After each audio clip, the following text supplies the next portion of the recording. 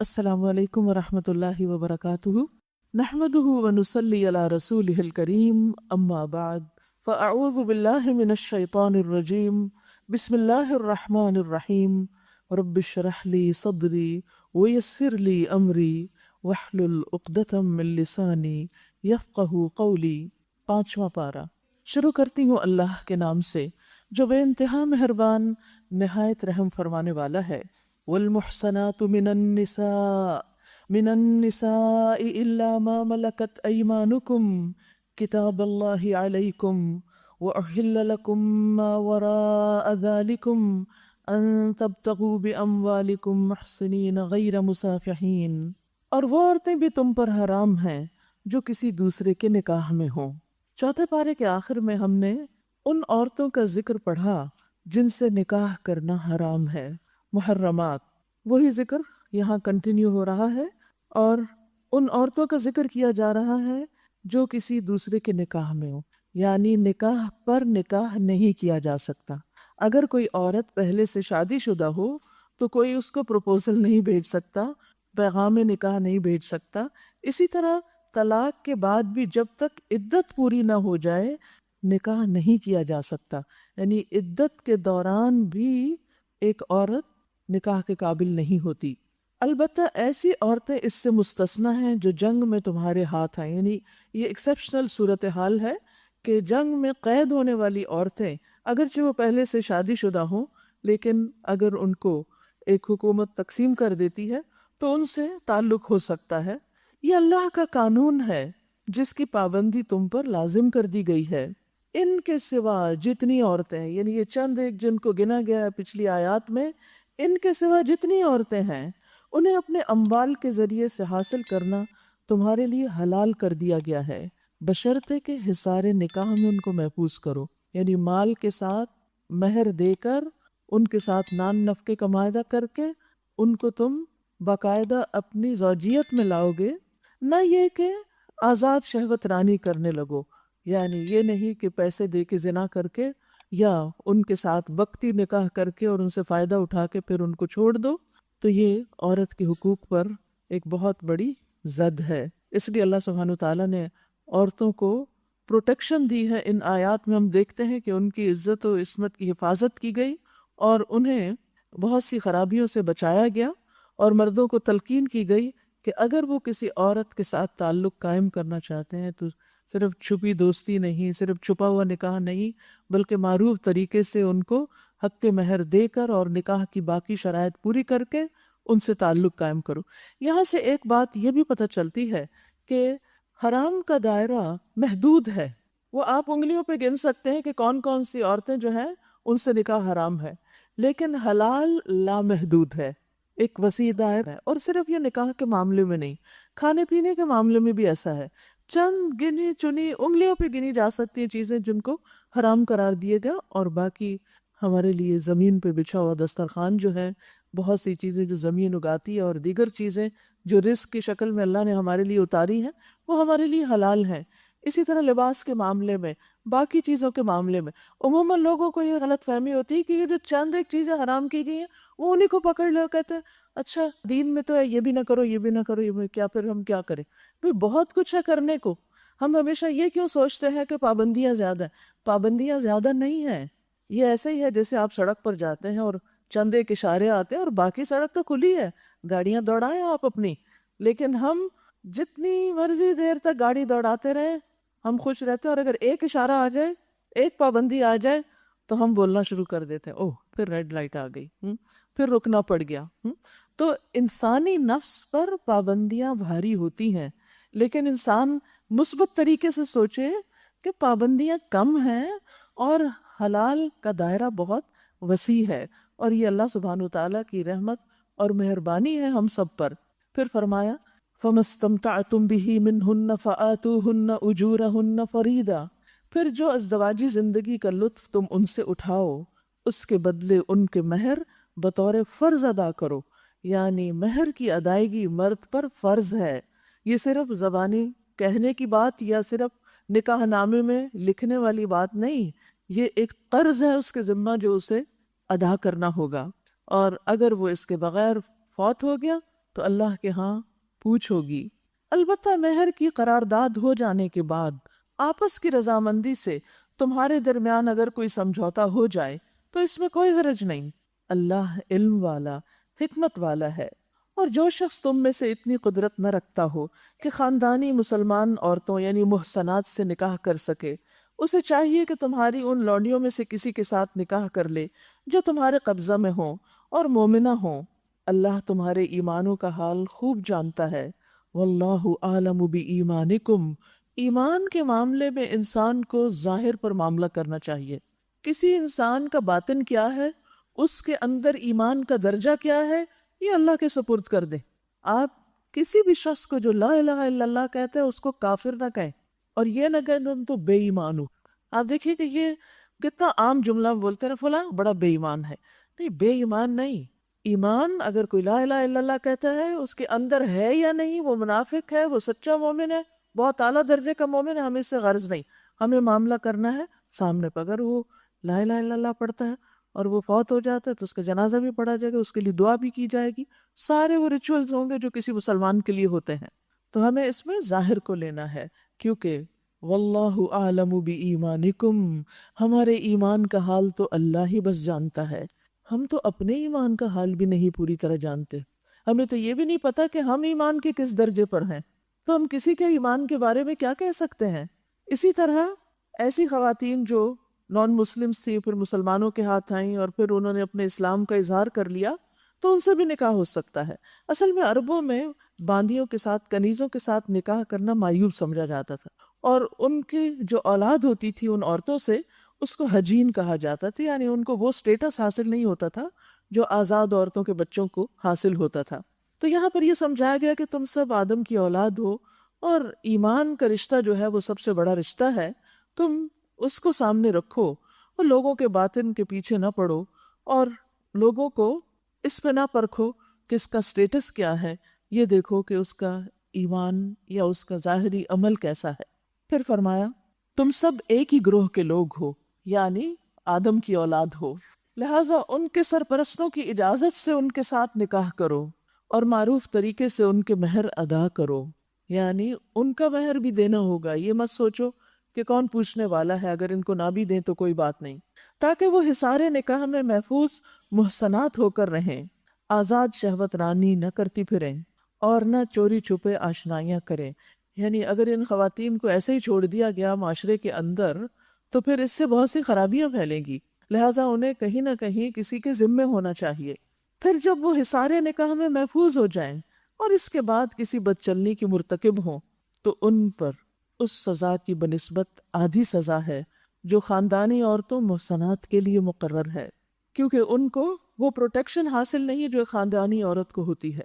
یہ سہولت تم میں سے ان لوگوں کے لیے پیدا کی گئی ہے جن کو شادی نہ کرنے سے بندے تقوی کے ٹوٹ جانے کا اندیشہ ہو، یعنی انہیں اپنے جذبات پر کنٹرول نہ ہو، تو اس صورت میں بہتر ہے کہ پھر وہ ایک غلام خاتون سے ہی نکاح کر لیں، اگر کسی آزاد خاتون سے نہیں کر سکتے، کیونکہ اس دور میں عربوں کے ہاں آزاد خواتین کا ایک سٹیٹس ہوتا تھا، ان کا مہر بھی زیادہ ہوتا تھا، ان کی طرف سے شرائط بھی بہت ہوتی تھی جو ہر ایک کے لیے پورا کرنا ممکن نہیں ہوتی تھی۔ لیکن اگر تم صبر کرو تو یہ تمہارے لیے بہتر ہے، اور اللہ بخشنے والا اور رحم فرمانے والا ہے۔ یرید اللہ لیبین لکم ویہدیکم سنن الذین من قبلکم ویتوب علیکم واللہ علیم حکیم۔ اللہ چاہتا ہے کہ تم پر ان طریقوں کو واضح کرے اور انہی طریقوں پر تمہیں چلائے جن کی پیروی تم سے پہلے گزرے ہوئے نیک لوگ کرتے تھے۔ وہ اپنی رحمت کے ساتھ تمہاری طرف متوجہ ہونے کا ارادہ رکھتا ہے، وہ علیم بھی ہے اور دانا بھی ہے۔ ہاں، اللہ تو تم پر رحمت کے ساتھ توجہ کرنا چاہتا ہے، مگر جو لوگ اپنی خواہشات کی پیروی کر رہے ہیں وہ چاہتے ہیں کہ تم راہ راست سے ہٹ کر دور نکل جاؤ۔ اللہ تم پر سے پابندیوں کو ہلکا کرنا چاہتا ہے، کیونکہ انسان کمزور پیدا کیا گیا ہے۔ یعنی اسلام میں ایک غلام عورت سے شادی کرنے کی جو اجازت دی گئی ہے یہ آسانی کے لیے دی گئی ہے، اور اس کو معیوب بھی نہ سمجھا جائے، یعنی اس معاشرے کی اصلاح کی جا رہی ہے۔ آج بھی آپ دیکھیں کہ ہمارے ہاں یہ جو ذات پات کے بندھن ہیں، اچھا کہاں رشتہ کیا ہے، کس خاندان میں کیا ہے، خواہ کوئی انتہائی دیندار بھی ہو، پڑھا لکھا بھی ہو، دنیاوی اعتبار سے بھی اچھا ہو، محض خاندان کے نام سے کسی کو بڑا اور کسی کو چھوٹا قرار دے دیتے ہیں، حالانکہ انسان کو پرکھنے کا صرف ایک یہی معیار نہیں، انسان کو اس کی کوالٹیز کی بنا پر دیکھا جانا چاہیے۔ تو بہرحال ہمارا دین آسان ہے۔ اللہ سبحانہ وتعالیٰ نے نبی صلی اللہ علیہ وسلم کے ذریعے ان تمام پابندیوں کو ختم کرا دیا جو پچھلے لوگوں نے یا تو خود اپنے اوپر ڈال لی تھی یا پھر ان کے گناہوں اور غلطیوں اور سرکشیوں کی وجہ سے ان پر ان کی شریعت میں کچھ سختیاں عائد کی گئی تھی۔ تو نبی صلی اللہ علیہ وسلم جب یہ اصلاحات کر رہے تھے تو ان لوگوں کو بہت مشکل ہوئی کہ وہ تبدیلیاں ان کو گوارا نہیں تھی، وہ پرانے رسم و رواج پر خواہ وہ کتنے ہی مشکل تھے ان پر جمے رہنے کو پسند کرتے۔ آج بھی آپ دیکھیں کہ کتنی ایسی رسمیں ہیں جن کو نبھانے میں بڑی مشقت ہے، بہت سا وقت، پیسہ اور محنت کا ضیاع ہے، لیکن صرف اس لیے ہم ان کو کرتے ہیں کہ وہ طریقے ہمارے آباء و اجداد سے چلے آ رہے ہیں۔ ہم یہ بھی نہیں دیکھتے کہ وہ ہمارے دین کے موافق مطابق بھی ہیں یا نہیں، صرف اس لیے کہ لوگ کیا کہیں گے کہ انہوں نے آباء و اجداد کا طریقہ چھوڑ دیا۔ یعنی لوگوں کی باتیں سننے سے ہمیشہ ڈر لگتا ہے۔ تو اللہ سبحانہ تعالیٰ اسی خوف کو دور کر رہے ہیں کہ جو لوگ اپنی خواہشات کی پیروی کرتے ہیں وہ چاہتے ہیں کہ تم بھی انہی کی طرف جھک جاؤ، تم بھی انہی جیسے کام کرو، اور جب ان کے طریقے چھوڑ کر تم دین کا طریقہ اختیار کرتے ہو تو وہ تم پر اعتراض کرتے ہیں۔ ایسے اعتراضات کو بہت اہمیت نہیں دینی چاہیے۔ ہر انسان کو سوچ سمجھ کر اپنی زندگی میں کچھ اصول بنانے چاہیے جن پر اس کی کامیابی کا انحصار ہے، دنیا کی بھی اور آخرت کی بھی۔ اپنی زندگی کو دوسروں کے حوالے نہیں کر دینا چاہیے کہ وہ ہمیں رول کریں اور ہم ان کی خواہشات پر چلیں۔ آج آپ دیکھیں ہم سب کسی نہ کسی درجے میں تھوڑا یا زیادہ معاشرے کی لگائی ہوئی پابندیوں میں جکڑے ہوئے ہیں۔ ہمیں لباس پہننا ہے تو ان کی پسند کے مطابق، ہمیں شادی کرنی ہے تو ان کی پسند کے مطابق، ہمارا اٹھنا بیٹھنا رہن سہن، چاہے ہم مشکل میں ہو لیکن ہمیں یہ ضرور دیکھنا ہے کہ لوگ کس چیز کو اپروو کرتے ہیں اور کس کو ڈس اپروو کرتے ہیں، اور یہ ہم بھول جاتے ہیں کہ ہمارا رب کیا چاہتا ہے اور اللہ کے نزدیک پسندیدہ چیز کیا ہے اور کیا نہیں۔ ہمیں یہ پتہ چل بھی جاتا ہے کہ اللہ سبحانہ وتعالیٰ اس طریقے کو پسند نہیں کرتے، لیکن صرف اس لیے کہ یہ چلے جاتے ہیں ہم وہ کہ ہم لوگوں کو فیس نہیں کر سکتے۔ تو اس کا حل یہ ہے فَلَا تَخْشَوْهُمْ وَاخْشَوْنِي، ان سے نہ ڈرو، اللہ سے ڈرو۔ یا ایھا الذین آمنوا، اے لوگو جو ایمان لائے ہو، لا تأکلوا اموالکم بینکم بالباطل، آپس میں ایک دوسرے کے مال باطل طریقوں سے نہ کھاؤ۔ لین دین ہونا چاہیے آپس کی رضامندی سے، یعنی کسی کا مال مت ہتھیاؤ کسی بھی غلط طریقے سے، چوری، ڈاکہ، غصب، خیانت، رشوت، سود، یہ سب باطل طریقے ہیں۔ ہاں، پسندیدہ کیا ہے کہ آپس کی رضامندی سے لین دین ہو، تجارت ہو، اور اپنے آپ کو قتل نہ کرو، خودکشی حرام ہے۔ ان اللہ کان بکم رحیما، یقین مانو اللہ تمہارے اوپر مہربان ہے۔ بعض اوقات انسان حالات سے تنگ آ کر سوچتا ہے کہ میں اپنے آپ کو ختم کر دوں تو میری مشکلات ختم ہو جائیں گی۔ یاد رکھیے یہ بہت بڑا دھوکہ ہے۔ انسان جب اپنے آپ کو خود ہلاک کرتا ہے، چاہے زہر پی کے، چاہے کسی آلے سے اپنے آپ کو ختم کرے یا کچھ بھی طریقہ اختیار کرے، اور وہ یہ سمجھے کہ ایک دفعہ مر گئے تو ان سارے مسائل سے جان چھوٹ جائے گی، تو یہ اس کی بہت بڑی بھول ہے۔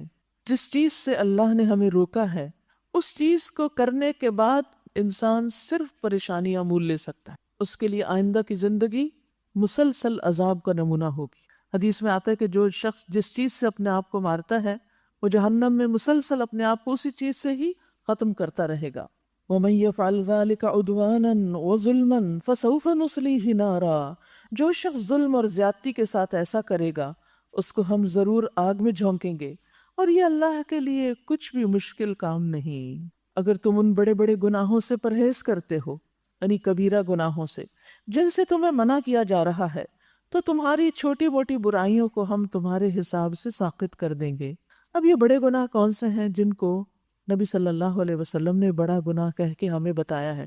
اس پر کتابیں بھی لکھی گئی ہیں اور وہ پوری فہرستیں موجود ہیں جن سے ہمیں پتہ چلتا ہے کہ کون کون سے گناہ کبائر میں شمار ہوتے ہیں۔ اگر انسان کبیرہ گناہوں سے بچتا ہے تو چھوٹی موٹی غلطیوں سے اللہ تعالیٰ درگزر فرمائیں گے۔ وَنُدْخِلْكُمْ مُدْخَلًا كَرِيمًا، اور ہم تمہیں عزت کی جگہ پر داخل کریں گے۔ وَلَا تَتَمَنَّوْا مَا فَضَّلَ اللَّهُ بِهِ بَعْضَكُمْ عَلَى بَعْضٍ، اور جو کچھ اللہ نے تم میں سے کسی کو دوسرے کے مقابلے میں زیادہ دیا ہے اس کی تمنا نہ کرو۔ انسان خود کو ملنے والی نعمتوں پر غور کرے، اپنی صلاحیتوں کو پہچانے، اپنے ٹیلنٹ کو پہچانے، ہمارے پاس کیا ہے، ہمارے وسائل کیا ہیں، ہماری چادر کتنی ہے، اس کو دیکھ کر اپنی زندگی کی پلاننگ کرے، اور اس سے بچے کہ انسان دوسرے کی طرف دیکھتا رہے کہ اس کے پاس کیا ہے اور اس کے پاس کیا ہے، اور دوسروں سے اپنے آپ کو کمپیئر کرتا رہے۔ جب انسان دوسروں سے اپنے آپ کو کمپیئر کرتا ہے تو کہیں نہ کہیں اس کو اپنا آپ کم لگتا ہی ہے، اور پھر دوسروں کی چیز دیکھ کر انسان ایسی خواہشات میں مبتلا ہو جاتا ہے جو بعض اوقات ساری زندگی پوری نہیں ہو سکتی، اور انسان کی زندگی پھر حسرت کا نمونہ بن کے رہ جاتی ہے، سوائے پریشانی اور پشیمانیوں کے اس کو کچھ بھی حاصل نہیں ہوتا۔ اسی طرح مرد اور عورت کے بیچ میں کمپیریزن یہ بھی درست نہیں۔ مردوں سے برابری کی خواہش کی ممانعت دراصل یہاں کی گئی ہے۔ اس آیت کے سبب نزول میں یہ بتایا جاتا ہے کہ عورتوں نے کہا کاش ہمیں بھی وراثت میں مردوں کے برابر حصہ ملتا، ہم بھی جہاد میں شریک ہوتی، یعنی ہم بھی وہ کام کرتی جو مرد کرتے ہیں۔ تو اس سے روک دیا گیا کہ نہیں، عورت عورت ہے، مرد مرد ہے، دونوں میں بایولوجیکل ڈفرینسز بھی ہیں، اسی طرح ایموشنل سچویشن بھی دونوں کی فرق ہوتی ہے، ذہنی صلاحیتیں بھی فرق ہوتی ہیں، جسمانی قوت بھی فرق ہوتی ہے، دلچسپیاں بھی فرق ہوتی ہیں، یہ دونوں الگ الگ انڈیویجولز ہیں۔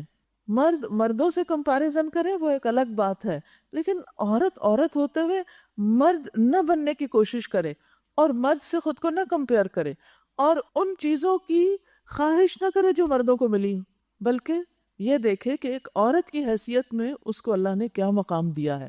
تو انسان جب تک اللہ سبحانہ وتعالیٰ کی ہدایات پر عمل نہیں کرتا اور اس سے ہٹ کر اپنی خواہشات کی پیروی کرتا ہے یا لوگوں کی خواہشات کی پیروی کرتا ہے اور غیر ضروری طور پر اپنے آپ کو اس کمپٹیشن اور کمپیریزن میں ڈال لیتا ہے، تو پھر زندگی دوبر ہو جاتی ہے، مشکل ہو جاتی ہے۔ اللہ تعالیٰ فرماتے ہیں لِلرِّجَالِ نَصِیبٌ مِّمَّا اکْتَسَبُوا، مردوں کے لیے اس میں سے حصہ ہے جو انہوں نے کمایا، یعنی ان کی بھی کوششیں دیکھی جائیں گی کہ انہوں نے نیکی کے کون کون سے کام کیے، اپنے فرائض کتنے پورے کیے، اور جن چیزوں سے روکا گیا ان سے کتنا رکے۔ وَلِلنِّسَاءِ نَصِیبٌ مِّمَّا اکْتَسَبْنَا، اور عورتوں کے لیے بھی اس میں سے حصہ ہے جو انہوں نے کمائی کی۔ تو گویا ہر ایک سے اس کی کوشش دیکھی جائے گی۔ وَأَن لَّيْسَ لِلْإِنسَانِ إِلَّا مَا سَعَىٰ وَأَنَّ سَعْيَهُ سَوْفَ يُرَىٰ۔ تو یہ دیکھنے کی بجائے کون کیا کر رہا ہے اور کیا نہیں کر رہا، کیا دیکھیں ہم کہ ہم کیا کر رہے ہیں، ہماری کوششیں کتنی ہیں۔ وَاسْأَلُوا اللَّهَ مِن فَضْلِهِ، اور اللہ سے اس کا فضل مانگو، یعنی جب دل میں یہ حسرت آئے کہ کاش وہ چیز میرے پاس ہوتی جو فلاں کے پاس ہے، تو اس کو نکالنے کا حل کیا، طریقہ کیا ہے، علاج کیا ہے؟ دعا۔ دعا میں کیا مانگو؟ اللہ مجھے اپنے فضل سے دے، اللہ تو نے اس کو دیا ہے تو مجھے اس سے بہتر عطا کر، یعنی بجائے اس کے کہ ہم دوسروں سے حسد کریں، دوسروں کی نعمتوں پہ جلے کوڑھیں یا احساس کمتری میں مبتلا ہو جائیں، اس کی بجائے کیا کریں؟ اللہ سے خیر مانگے۔ وَلِلَّهِ خَزَائِنُ السَّمَاوَاتِ وَالْأَرْضِ، اللہ کے پاس تو آسمان و زمین کے خزانے ہیں، اس کو دینے میں کچھ دیر بھی نہیں لگتی، صرف کن کہنا ہے اس کو، اس کے لیے کچھ مشکل نہیں۔ لہٰذا حسرتوں میں زندگی بسر کرنے کی بجائے، غم اور پریشانی کا شکار ہونے کی بجائے کہ فلاں کا بچہ تو اس جگہ پہنچ گیا اور فلاں کی بچی نے تو یہ اچیو کر لیا اور میرے بچے ابھی تک اس مقام پہ نہیں پہنچے، اور پھر انسان روئے اور غمزدہ ہو جائے، نہیں، اللہ سے فضل مانگے کہ اللہ ان کو اس سے بھی بہتر عطا کر۔ دعاؤں سے تو کچھ نتیجہ نکل سکتا ہے، لیکن محض پریشانی اور حسرت سے کچھ بھی حاصل نہیں ہوگا۔ ان اللہ بکل شیء علیما، بے شک اللہ ہر چیز کو جانتا ہے، ہر چیز کا علم ہے۔ پھر فرمایا وَلِكُلٍّ جَعَلْنَا مَوَالِيَ مِمَّا تَرَكَ الْوَالِدَانِ وَالْأَقْرَبُونَ، اور ہم نے ہر اس ترکے کے یعنی وراثت میں سے حقدار مقرر کر دیے جو والدین اور رشتہ دار چھوڑیں۔ اب رہے وہ لوگ جن سے تمہارے عہد و پیما ہوں تو ان کا حصہ انہیں دو، یقیناً اللہ ہر چیز پر نگران ہے۔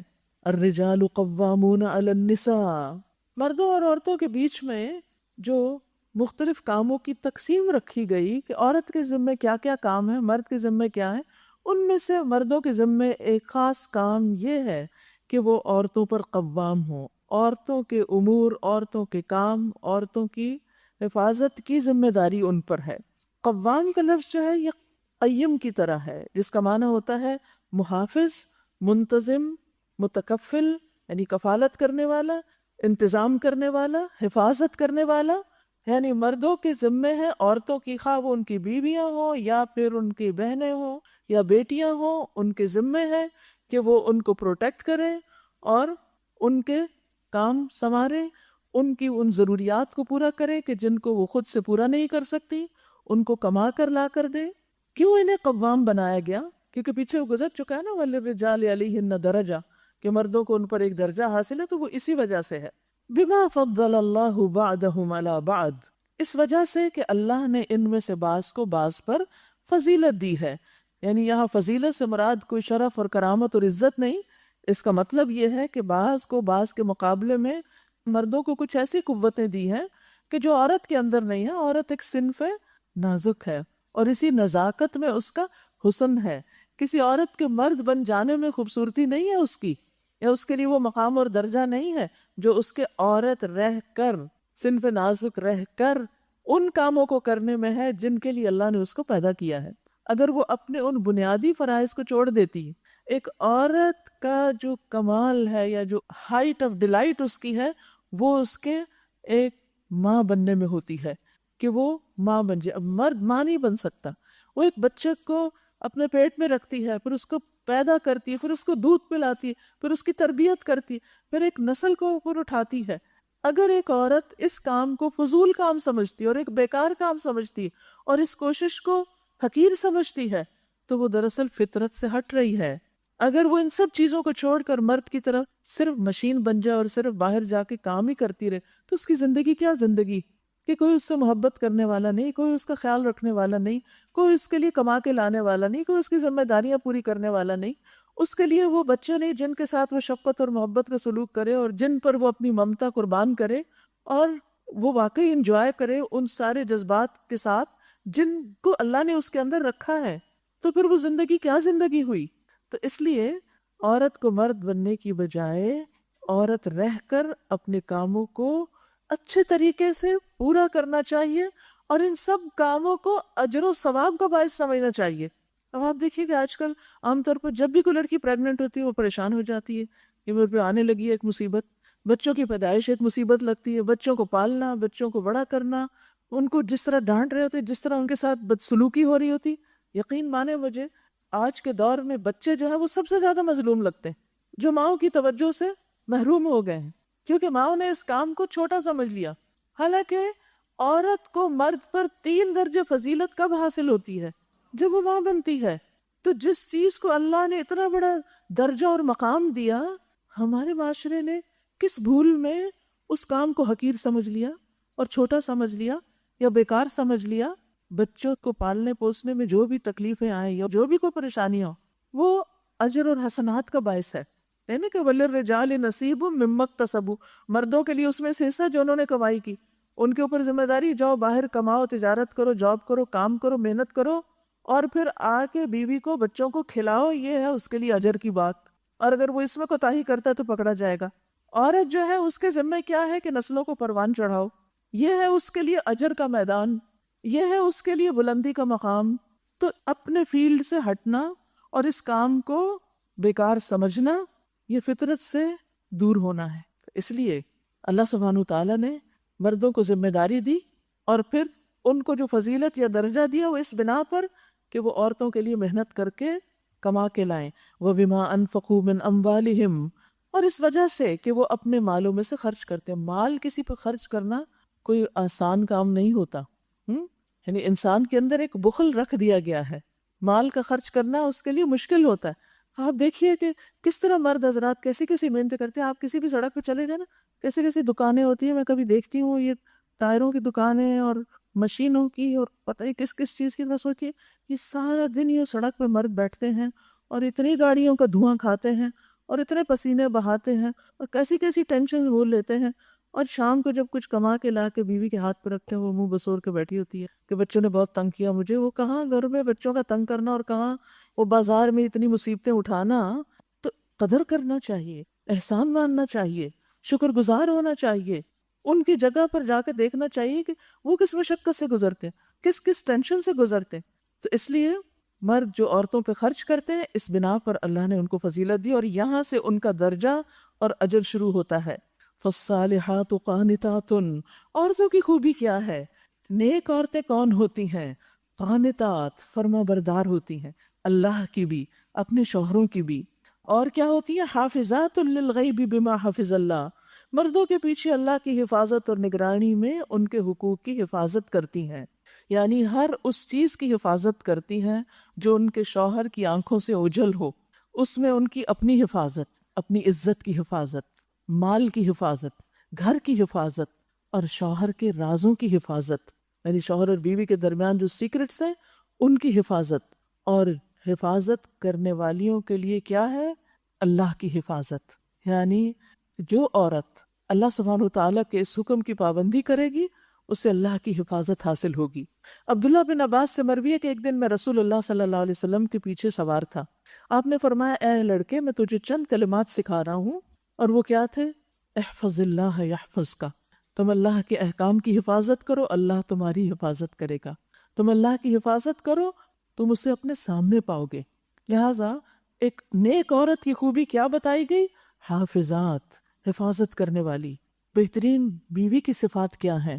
رسول اللہ صلی اللہ علیہ وسلم نے فرمایا بہترین بیوی وہ ہے جس کی طرف تم دیکھو تو تمہیں خوش کر دے، ہنستی مسکراتی ہو، صاف ستھری ہو، جب تم کسی بات کا حکم دو تو کر دے، خوشی سے کر دے، اور تمہاری غیر موجودگی میں، یعنی جب تم گھر میں نہیں ہو یا وہ گھر سے کہیں باہر ہے تو تمہارے مال اور اپنی ذات کی حفاظت کرے، کسی اور غیر مرد کو اپنی طرف نہ بڑھنے دے۔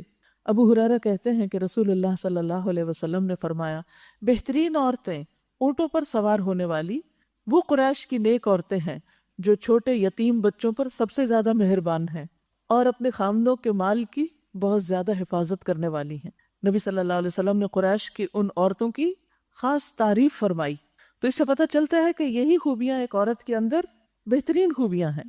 اور جن عورتوں سے تمہیں سرکشی کا اندیشہ ہو انہیں سمجھاؤ، خواب گاہوں میں ان سے علیحدہ رہو، اور نہ مانے تو پھر مارو، لیکن مار ایسی نہیں کہ جو اولیا بگاڑ دے۔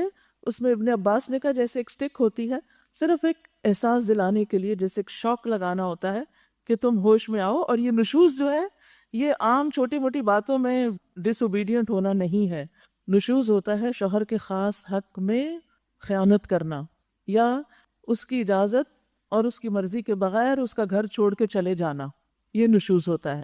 پھر اگر وہ تمہاری بات مانے تو خواہ ان پر دست درازی کے لیے بہانے تلاش نہ کرو، یعنی بلا وجہ عورتوں پر زیادتی مت کرنا۔ یقین رکھو کہ اللہ تمہارے اوپر موجود ہے، علین، بلند ہے، کبیرہ، بہت بڑا ہے۔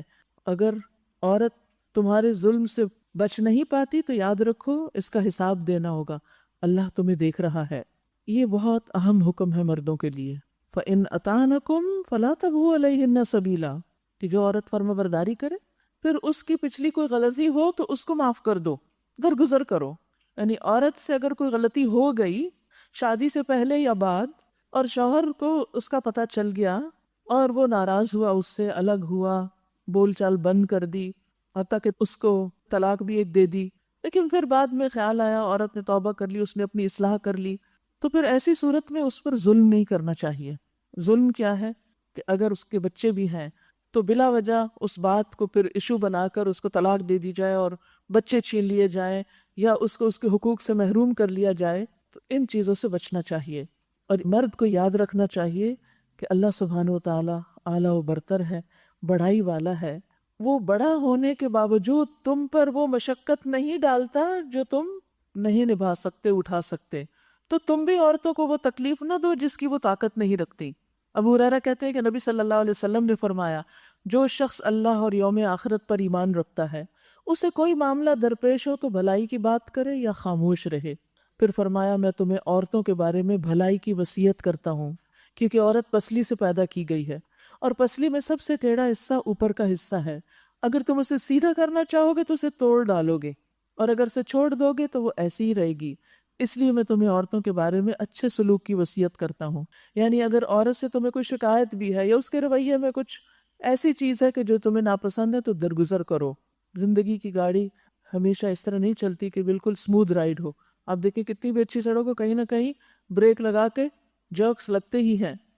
نبی صلی اللہ علیہ وسلم نے فرمایا کوئی مومن شخص کسی مومن عورت سے بغض نہ رکھے، کوئی مومن کسی مومنہ سے بغض نہ رکھے۔ اگر عورت کی ایک عادت ناپسند ہوگی تو کوئی دوسری پسند بھی ہوگی، لہٰذا نباہ کرنے کا خوبصورت طریقہ سکھا دیا گیا کہ اگر تمہیں اس کی ایک بات بری لگتی ہے تو صرف اس کو ایشو نہ بنا لو اور اسی کے بارے میں مت سوچتے رہو، یہ بھی دیکھو کہ اور کون سی اچھی باتیں ہیں اس میں، اس کی اچھائیوں پر نظر رکھو۔ اور یہی اچھے ریلیشن شپ کا بہترین اصول ہے، وَلَا تَنْسَوُا الْفَضْلَ بَيْنَكُمْ، آپس میں فضل کو نہ بھولو۔ فضل کا مطلب کیا؟ ایک دوسرے کے احسان کو نہ بھولو۔ بعض اوقات عورت آؤٹ آف دا وے جا کر مرد کے ساتھ خیر خواہی کرتی ہے، اسی طرح مرد عورت کے ساتھ کرتا ہے، تو اگر کسی بات پر اختلاف ہو گیا، ڈس ایگریمنٹ ہو گیا، تو اس کو اتنا نہ بڑھا دو کہ راستے بالکل ہی جدا ہو جائیں۔ چھوٹی چھوٹی بات پر طلاق کی دھمکی نہ دو، کک آؤٹ نہیں کرو، کیونکہ اللہ سب دیکھ رہا ہے۔ اگر تم زیادتی کرو گے تو بچ کے نہیں جا سکو گے۔ پھر اگر یہ طریقے استعمال جو کرنے کو کہا گیا یہ کام نہ کریں تو پھر کیا ہے؟ اور اگر تم لوگوں کو کہیں میاں اور بیوی کے تعلقات بگڑ جانے کا اندیشہ ہو، یعنی آپس میں نباہ ہو نہیں رہا، بات بن نہیں رہی، تو ایک حکم مرد کے رشتہ داروں میں سے اور ایک عورت کے رشتہ داروں میں سے مقرر کرو۔ وہ دونوں اصلاح کرنا چاہیں گے تو اللہ ان کے درمیان موافقت کی صورت نکال دے گا۔ اللہ سب کچھ جانتا اور باخبر ہے۔ وَاعْبُدُوا اللَّهَ وَلَا تُشْرِكُوا بِهِ شَيْئًا، اور تم سب اللہ کی بندگی کرو اور اس کے ساتھ کسی کو شریک نہ بناؤ۔ ماں باپ کے ساتھ نیک برتاؤ کرو۔ اللہ سبحانہ وتعالیٰ نے اپنی عبادت کے بعد سب سے پہلی نیکی، سب سے بڑی نیکی جو ہمیں سکھائی وہ کیا ہے؟ والدین کے ساتھ احسان، اچھا سلوک، چاہے ان کی طرف سے کوئی تکلیف بھی پہنچ رہی ہو پھر بھی ان کے ساتھ اچھے اخلاق سے اور اچھے طریقے سے معاملہ کرنا۔ قرابت داروں یعنی رشتہ داروں اور یتیموں اور مسکینوں کے ساتھ حسن سلوک سے پیش آؤ، اور پڑوسی رشتہ دار سے، اجنبی ہمسائے سے، پہلو کے ساتھی جو کہیں کسی بھی جگہ تمہارے ساتھ بیٹھے ہو، اور مسافر سے، اور ان لونڈی غلاموں سے جو تمہارے قبضے میں ہوں۔ احسان کا معاملہ رکھو، یعنی سبھی انسانوں کے ساتھ اچھے طریقے سے گزر بسر کرو۔ یقین جانو اللہ کسی ایسے شخص کو پسند نہیں کرتا جو اپنے پندار میں مغرور ہو اور اپنی بڑائی پر فخر کرے۔ اپنے آپ کو بڑا سمجھنے والے اور اکڑنے والے، اترانے والے، تکبر اور غرور کرنے والے اللہ کو پسند نہیں، اور ایسے لوگ بھی اللہ کو پسند نہیں جو کنجوسی کرتے ہیں، بخل کرتے ہیں، اور دوسروں کو بھی بخل کی ہدایت کرتے ہیں، نہ خود خرچ کرتے ہیں نہ دوسروں کو کرنے دیتے ہیں، اور جو کچھ اللہ نے اپنے فضل سے انہیں دیا ہے اسے چھپاتے ہیں۔ ایسے کافر نعمت لوگوں کے لیے ہم نے رسوا کن عذاب مہیا کر رکھا ہے، یعنی ایسے ناشکرے لوگوں کے لیے پھر آخرت میں رسوائی والا عذاب بھی ہے۔ اور وہ لوگ بھی اللہ کو ناپسند ہیں جو اپنے مال محض لوگوں کو دکھانے کے لیے خرچ کرتے ہیں۔ دکھاوا کر کے اگر وقتی طور پر بندوں کی تعریف بھی مل جائے، ایسا انسان اللہ کی نظر میں قابل نفرت ہے، اللہ تعالیٰ اس کو پسند نہیں کرتا، اور در حقیقت نہ اللہ پر ایمان رکھتے ہیں نہ روز آخر پر۔ سچ یہ ہے کہ شیطان جس کا دوست بن گیا اسے بہت ہی بری دوستی میسر آئی۔ آخر ان لوگوں پر کیا آفت آ جاتی اگر یہ اللہ اور روز آخر پر ایمان رکھتے اور جو کچھ اللہ نے دیا ہے اس میں سے خرچ کرتے۔ اگر یہ ایسا کرتے تو اللہ سے ان کی نیکی کا حال چھپا نہ رہ جاتا۔ اللہ کسی پر ذرہ برابر بھی ظلم نہیں کرتا۔ اگر کوئی ایک نیکی کرے تو اللہ اسے دو چند کر دیتا ہے، دگنا کر دیتا ہے، اور پھر اپنی طرف سے بڑا اجر عطا کرتا ہے۔ پھر سوچو کہ اس وقت یہ کیا کریں گے جب ہم ہر امت میں سے ایک گواہ لائیں گے اور ان لوگوں پر تمہیں یعنی محمد صلی اللہ علیہ وسلم کو گواہ کی حیثیت سے کھڑا کریں گے۔ اس وقت وہ سب لوگ جنہوں نے رسول کی بات نہ مانی اور اس کی نافرمانی کرتے رہے تمنا کریں گے کاش زمین پھٹ جائے اور وہ اس میں سما جائیں۔ وہاں یہ اپنی کوئی بات اللہ سے نہ چھپا سکیں گے، یعنی قیامت کے دن انسان کسی بھی اپنے عمل کو چھپا نہ سکے گا۔ دنیا میں اگر انسان چھپ چھپ کے غلط کام کرتا ہے تو یہ پردہ ہمیشہ نہیں رہے گا، اس لیے انسان کو اللہ سے ڈر کر غلط کاموں کو چھوڑ دینا چاہیے۔ یا ایھا الذین آمنو، اے لوگو جو ایمان لائے ہو، جب تم نشے کی حالت میں ہو تو نماز کے قریب نہ جاؤ۔ یہ شراب کے بارے میں دوسرا حکم ہے، کیونکہ ایک مرتبہ شراب کی محفل کے بعد کسی امام نے نماز پڑھائی اور قرات میں غلطی کر دی، تو اس لیے پھر منع کر دیا گیا کہ نشے کی حالت میں نماز نہیں پڑھنی۔ نماز اس وقت پڑھنی چاہیے جب تم جانو کہ کیا کہہ رہے ہو اور اسی طرح جنابت کی حالت میں بھی نماز کے قریب نہ جاؤ جب تک کہ غسل نہ کر لو. جنابت کے بعد غسل کرنا چاہیے، الا یہ کہ راستے سے گزرتے ہو یعنی مسافر ہو، تو پھر اگر پانی نہیں تو کیا کرے انسان، تیمم کر لے. اور اگر کبھی ایسا ہو کہ تم بیمار ہو یا سفر میں ہو، یا تم میں سے کوئی شخص رفع حاجت کر کے آئے، یا تم نے عورتوں سے لمس کیا ہو اور پھر پانی نہ ملے تو پاک مٹی سے کام لو.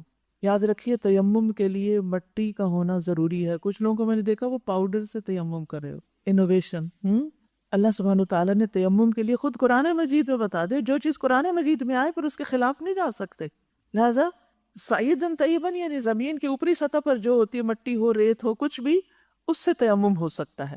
پتھر سے نہیں ہو سکتا کیونکہ وہ پتھر ہے، مٹی نہیں ہے. اسی طرح بعض لوگ اپنے گھر کی دیوار سے تیمم کر رہے ہوتے ہیں اور پینٹ ہوتا ہے دیوار پر. ہاں اگر ڈسٹ ہاتھ پہ نظر آ رہی ہے تو اور بات ہے، ادروائز نہیں. بعض لوگ کار کی سیٹ پہ ہاتھ مار کے تیمم کر رہے ہوتے ہیں، وہ کہتے ہیں ہاں اس میں کوئی ڈسٹ پڑ گئی ہوگی. نہیں، جب تک وہ نظر نہ آ رہی ہو کہ یہ مٹی ہے اس وقت تک تیمم نہیں ہوتا. اور اس سے اپنے چہروں اور ہاتھوں پر مسح کر لو. یعنی کیا ہے، ایک دفعہ آپ مارے اس مٹی پہ ہاتھ، اس کے بعد ہاتھ میں پھونک مارے، چہرے پہ ہاتھ پھیرے اور اپنے دونوں ہاتھوں پہ ہاتھ پھیر لیں. That's it. ان اللہ کان عفوا غفورا، بے شک اللہ نرمی سے کام لینے والا اور بخشش فرمانے والا ہے. تم نے ان لوگوں کو بھی دیکھا جنہیں کتاب کے علم کا کچھ حصہ دیا گیا، وہ خود گمراہی کے خریدار بنے ہوئے ہیں اور چاہتے ہیں کہ تم بھی راہ گم کر دو. اللہ تمہارے دشمنوں کو خوب جانتا ہے اور تمہاری حمایت اور مددگاری کے لیے اللہ ہی کافی ہے. جو لوگ یہودی بن گئے ہیں، یعنی اللہ نے کسی کو یہودی نہیں بنایا، اللہ نے سب کو مسلمان پیدا کیا. ان میں سے کچھ لوگ ہیں جو الفاظ کو ان کی جگہ سے پھیر دیتے ہیں اور دین حق کے خلاف باتیں کرنے کے لیے اپنی زبانوں کو توڑ موڑ کر کہتے ہیں سمعنا و عصینا، ہم نے سنا اور مانیں گے نہیں، اور اسمع غیر مسمعن، سنو اور نہ ہی سنوائے جاؤ، ورائنا، اور رائنا کو بھی رائنا کہتے ہیں. حالانکہ اگر وہ کہتے سمعنا و اطعنا، ہم نے سنا اور ہم اطاعت کریں گے، اور اسمع سنیے، اور انظرنا ہماری طرف نظر کیجئے، تو یہ انہی کے لیے بہتر تھا. یعنی اچھے الفاظ استعمال کرتے تو انہی کو فائدہ ہوتا، اور یہ زیادہ راست بازی کا طریقہ تھا، یعنی بہتر طریقہ تھا. مگر ان پر تو ان کی باطل پرستی کی بدولت اللہ کی پھٹکار پڑی ہوئی ہے، اس لیے وہ کم ہی ایمان لاتے ہیں. اے وہ لوگو جنہیں کتاب دی گئی، مان لو اس کتاب کو جو ہم نے اب نازل کی. تم تو کتاب والے ہو، تمہیں تو معلوم ہے اللہ کی کتاب کیسی ہوتی ہے، تم تو اس سے مانوس ہو، تمہارے لیے کوئی نئی چیز نہیں. آخر تم نبی صلی اللہ علیہ وسلم پر اترنے والی کتاب قرآن مجید کو کیوں نہیں مانتے؟ اس کو مان لو، اور یہ کتاب اس کی تصدیق و تائید کرتی ہے جو تمہارے پاس پہلے سے موجود تھی. اس پر ایمان لے آؤ قبل اس کے کہ ہم چہرے بگاڑ کر پیچھے پھیر دیں، یعنی سامنے کا حصہ پیچھے کی طرف ہو جائے، یا ان کو اسی طرح لعنت زدہ کریں جس طرح سب یعنی ہفتے والوں کے ساتھ ہم نے کیا تھا. پہلے پارے میں ہم پڑھ چکے ہیں نا کہ انہیں بندر بنا دیا گیا تھا. اور یاد رکھو اللہ کا حکم نافذ ہو کر رہتا ہے. یہ کس بات کی سزا بتائی جا رہی ہے؟ کتاب کو نہ ماننے کی. اللہ بس شرک ہی کو معاف نہیں کرتا، اس کے سوا دوسرے جتنے بھی گناہ ہیں وہ جس کے لیے چاہتا ہے معاف کر دیتا ہے. اللہ کے ساتھ جس نے کسی اور کو شریک ٹھہرایا اس نے تو بہت ہی بڑا جھوٹ گھڑا اور بڑے سخت گناہ کی بات کی. الم تر الی الذین یزکون انفسہم، تم نے ان لوگوں کو بھی دیکھا جو بہت اپنی پاکیزگی نفس کا دم بھرتے ہیں، حالانکہ پاکیزگی تو اللہ ہی جسے چاہتا ہے عطا کرتا ہے. یعنی کسی انسان کو یہ حق نہیں کہ اپنے آپ کو بہت نیک، پاک اور بہت اچھا سمجھے یا کہے، کیونکہ بعض اوقات ہم کہتے نہیں لیکن سمجھ رہے ہوتے ہیں کہ ہم تو بہت اچھے ہیں. تو بات یہ ہے کہ پاکیزگی تو اللہ ہی جس کو عطا کرتا ہے وہی پاک ہوتا ہے. کون پاکی کا دعویٰ کر سکتا ہے؟ ہم سب کسی نہ کسی طرح کوئی نہ کوئی غلطی کر ہی جاتے ہیں، اور ان پر ذرا برابر بھی ظلم نہیں کیا جاتا. دیکھو تو صحیح، یہ اللہ پر بھی جھوٹے افطرا گھڑنے سے نہیں چکتے، اور ان کے سری گناہ گار ہونے کے لیے یہی ایک گناہ کافی ہے.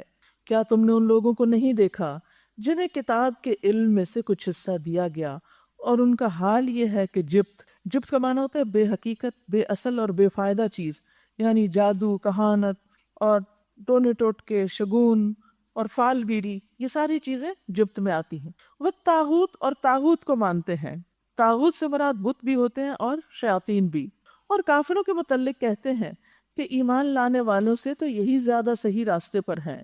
ایسے ہی لوگ ہیں جن پر اللہ نے لعنت کی ہے، اور جس پر اللہ لعنت کر دے پھر تم اس کا کوئی مددگار نہ پاؤ گے۔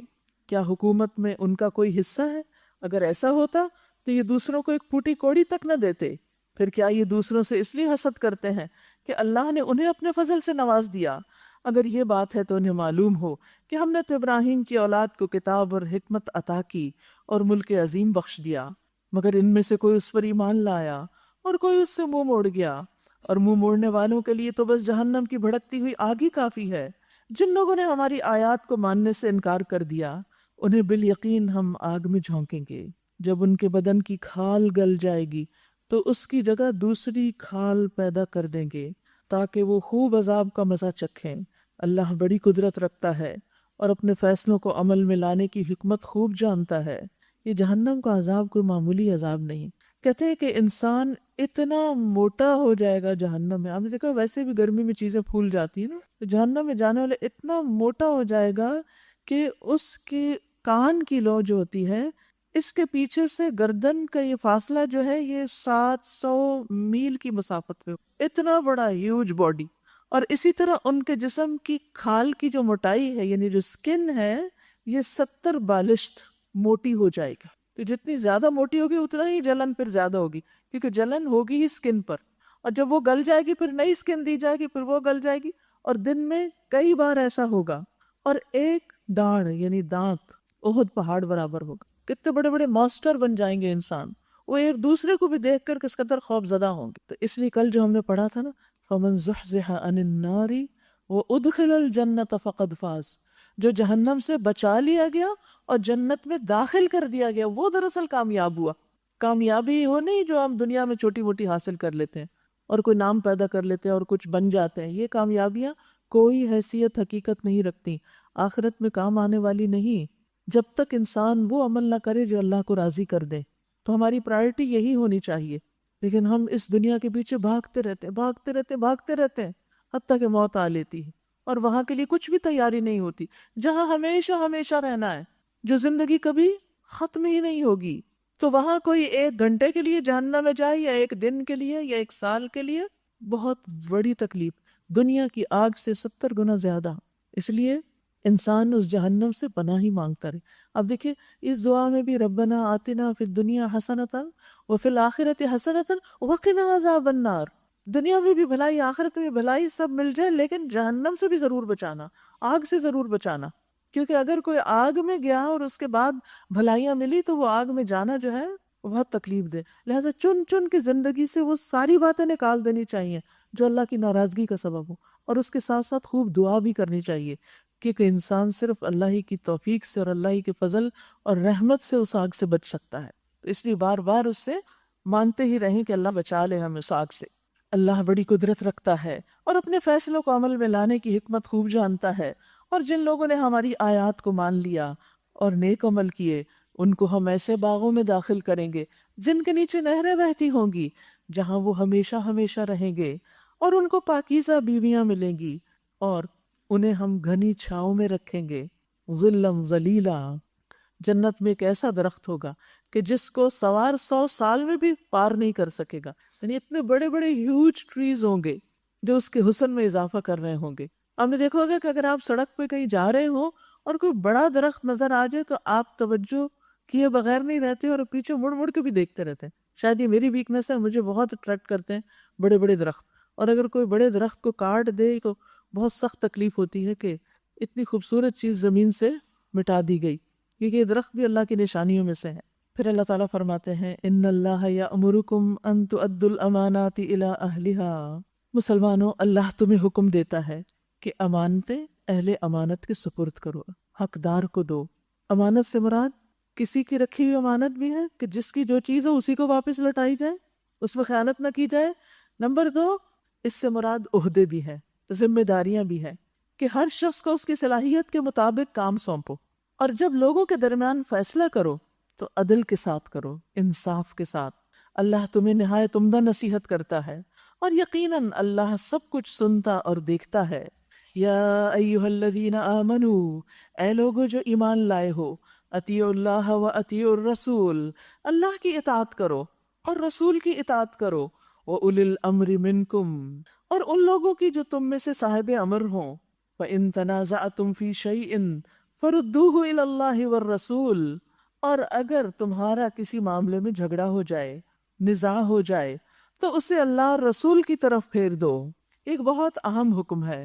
سب سے پہلا حق اللہ کا ہے کہ ہم اس کی بات مانیں، اس کے بعد رسول صلی اللہ علیہ وسلم کا، اس کے بعد جو بھی ہم پر بڑا ذمہ دار ہو، جو بھی ولی الامر ہو، چاہے کسی ملک کا کوئی ذمہ دار ہو یا کسی آرگنائزیشن کا یا کسی بھی جگہ جہاں آپ مل کے کوئی کام کریں اور ان میں سے ایک شخص لیڈر ہو، ذمہ دار ہو۔ ہمارا دین ہمیں یہ ڈسپلن سکھاتا ہے، یہ آرگنائزیشن ہمارے دین نے ہمیں سکھائی ہے، الا یہ کہ کوئی شخص بالکل ہی ناحق حکم دے رہا ہو، وہ پھر الگ بات ہے، اور اسے ایمان کا حصہ بتایا گیا۔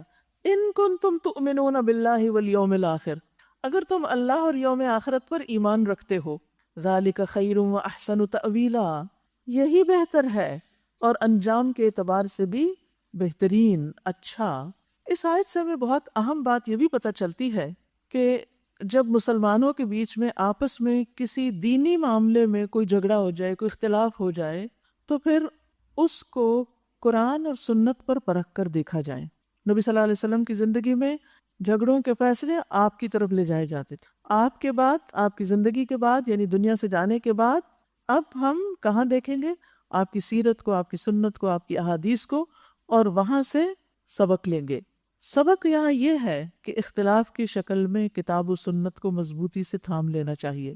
ارباز بن ساریہ کہتے ہیں، ایک دن رسول اللہ صلی اللہ علیہ وسلم ہم لوگوں میں کھڑے ہوئے اور بہت متاثر کن واز فرمایا، جس سے دل خوف زدہ ہو گئے، آنکھوں سے آنسو بہنے لگے۔ تو عرض کیا گیا کہ اے اللہ کے رسول صلی اللہ علیہ وسلم، آپ نے ہمیں ایسے نصیحت فرمائی ہے جس طرح کوئی رخصت ہونے والا نصیحت کرتا ہے، یوں لگتا ہے آپ ہم سے رخصت ہونے والے ہیں، آپ ہم سے کوئی عہد و پیمان لے لیجئے۔ تو آپ نے فرمایا، اللہ کا تقوی اختیار کرو اور حکم سن کر تعمیل کرو، اگرچہ تمہارا حاکم کوئی حبشی غلام ہی کیوں نہ ہو۔ حبشی غلام بھی تم پر امیر بنا دیا جائے، تمہارا ذمہ دار بنا دیا جائے، تو اس کی بھی بات مانو، اور تم میرے بعد سخت اختلاف دیکھو گے، یعنی مسلمانوں کے اندر بہت اختلافات ہوں گے۔ آپ نے اس وقت پیشن گوئی کر دی، تو اختلاف کے موقع پہ کیا کرنا؟ تو تم میری سنت کو اور ہدایت یافتہ خلفائے راشدین کے طریقے کو اختیار کرنا، اسے ڈاڑھوں سے پکڑ کے رکھنا، مضبوط پکڑ کے رکھنا، اور نئے نئے کاموں سے پرہیز کرنا، کیونکہ ہر بدعت گمراہی ہے، یعنی دین میں نئی باتیں مت ایجاد کرنا۔ نبی صلی اللہ علیہ وسلم نے حجۃ الوداع کے موقع پر بھی فرمایا تھا کہ میں تم میں دو چیزیں چھوڑ کر جا رہا ہوں، جب تک ان دونوں کو مضبوطی سے تھامے رہو گے کبھی گمراہ نہ ہوگے، ایک اللہ کی کتاب اور دوسرے اس کے نبی کی سنت۔ تو ہم سب کو بھی اختلافات کے اس دور میں ان دو چیزوں کو تھام لینا چاہیے، اور خود بھی پڑھنا چاہیے، دین کو سیکھنا چاہیے، تاکہ ہم ان اختلافات میں صحیح راستے کو اختیار کر سکیں۔ اے نبی، کیا آپ نے دیکھا نہیں ان لوگوں کو جو دعویٰ تو کرتے ہیں کہ ہم ایمان لائے اس کتاب پر جو آپ کی طرف نازل کی گئی اور ان کتابوں پر جو آپ سے پہلے نازل کی گئیں، مگر چاہتے یہ ہے کہ اپنے معاملات کا فیصلہ کرانے کے لیے طاغوت کی طرف رجوع کریں، حالانکہ انہیں طاغوت سے کفر کا حکم دیا گیا تھا، یعنی طاغوت کے انکار کا حکم دیا گیا۔ شیطان انہیں بھٹکا کر راہ راست سے بہت دور لے جانا چاہتا ہے، اور جب ان سے کہا جاتا ہے کہ آؤ اس چیز کی طرف جو اللہ نے نازل کی اور آؤ رسول کی طرف، تو ان منافقوں کو تم دیکھتے ہو کہ یہ تمہاری طرف آنے سے کتراتے ہیں۔ پھر اس وقت کیا ہوتا ہے جب ان کے اپنے ہاتھوں کی لائی ہوئی مصیبت ان پر آ پڑتی ہے، اس وقت یہ تمہارے پاس قسمیں کھاتے ہوئے آتے ہیں اور کہتے ہیں کہ اللہ کی قسم ہم تو صرف بھلائی چاہتے تھے، ہماری نیت تو یہ تھی کہ فریقین میں کسی طرح موافقت ہو جائے۔ اللہ جانتا ہے جو کچھ ان کے دلوں میں ہے، ان سے تعرض مت کرو، انہیں سمجھاؤ اور ایسی نصیحت کرو جو ان کے دلوں میں اتر جائے۔ انہیں بتاؤ کہ ہم نے جو رسول بھی بھیجا ہے اسی لیے بھیجا ہے کہ اللہ کے اذن کے ساتھ اس کی اطاعت کی جائے۔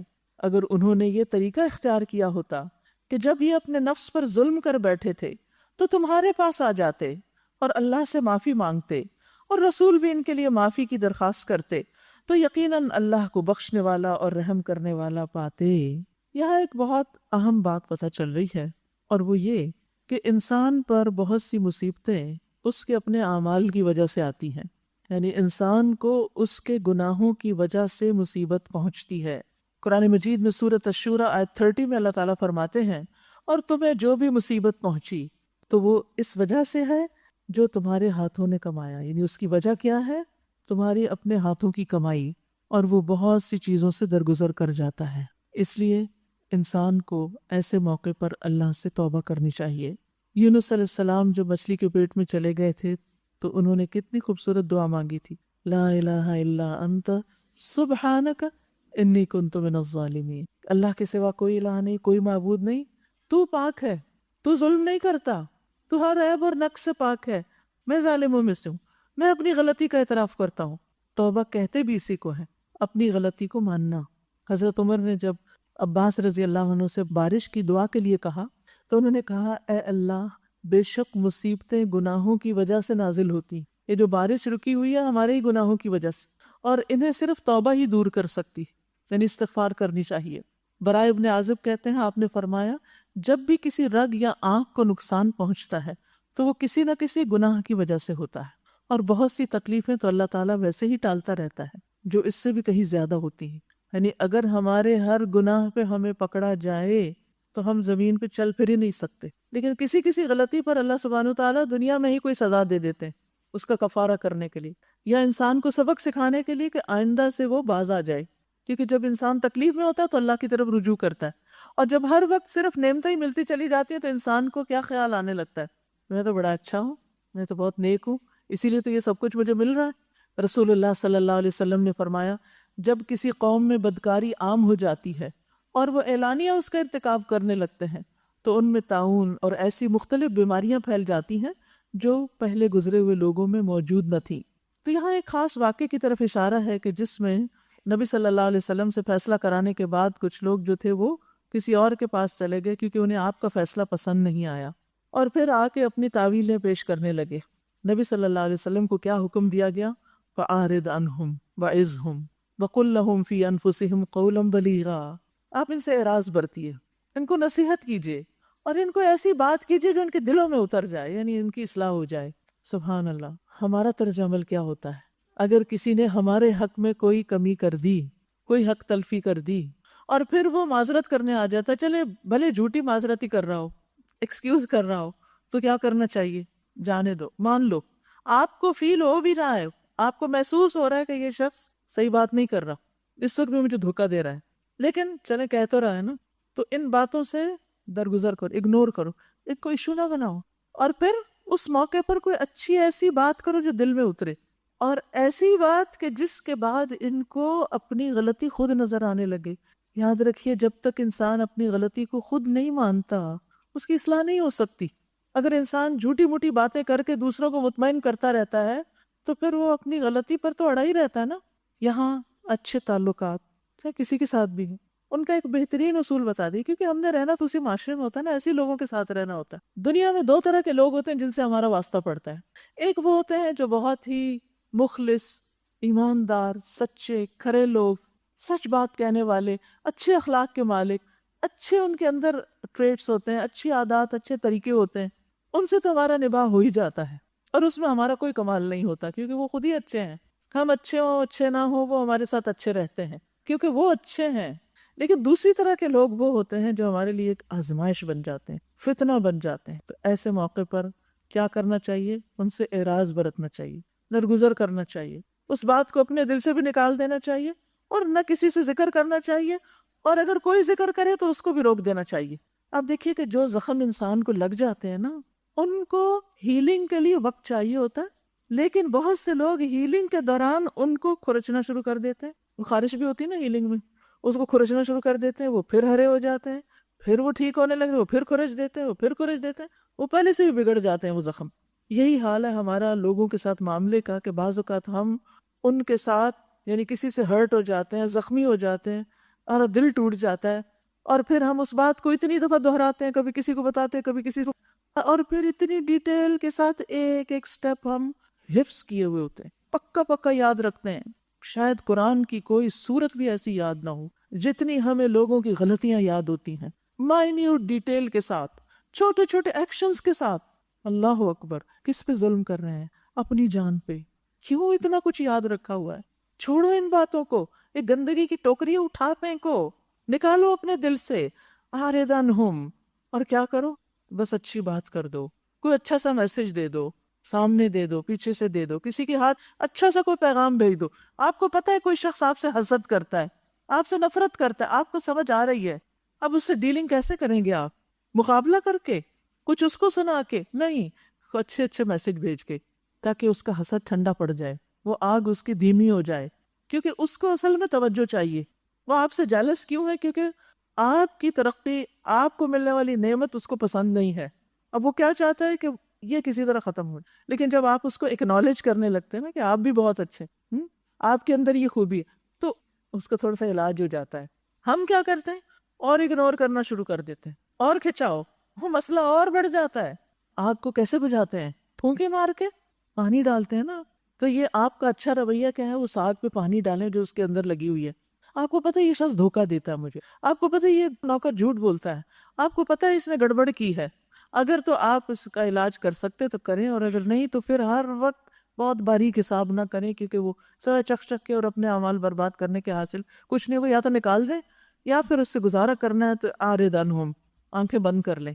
نہیں گزارا ہوتا کسی وقت تو پھر آنکھیں بند کریں، کیونکہ ہر وقت حساب کتاب سے سوائے مسائل کے اور اپنے آپ کو پریشان کرنے کے کچھ حاصل نہیں ہوتا. اسی طرح کوئی انسان ہماری زندگی میں اسی طرح کا ہے. وہ بہن بھائیوں میں سے کوئی ہے مستقل ایک کشمکش اور ایک مصیبت بنی ہوئی، کوئی دوست، کوئی ملنے جلنے والا، کوئی اور. حل یہی ہے جو یہاں بتایا گیا. منافقین بھرے ہوئے تھے، آس پاس تھے. نبی صلی اللہ علیہ وسلم کو بتا بھی دیا گیا کہ کون کون ہیں، آپ پہچان بھی لیتے تھے، لیکن اتنا خوبصورت معاملہ کرتے تھے کہ کسی کو جرت نہیں ہوتی تھی کہ وہ اپنی حد سے آگے بڑھے. اپنے اخلاق کے ساتھ لوگوں کو ان کی حد پہ رکھیے، ورنہ وہ آپ کے سر چڑھ جائیں گے اور زیادہ آپ کو ذلیل کریں گے. کیونکہ یہ نہیں ہو سکتا کہ آپ کسی کو تانا دیں اور پھر بچ جائیں. آپ کسی کے ساتھ برا کریں اور پھر آپ کو وہ چھوڑ دے جو پہلے سے ہی آپ کا حاسد ہے، جو دشمن ہے آپ کا. انبیاء کا اخلاق کیسا ہوتا ہے؟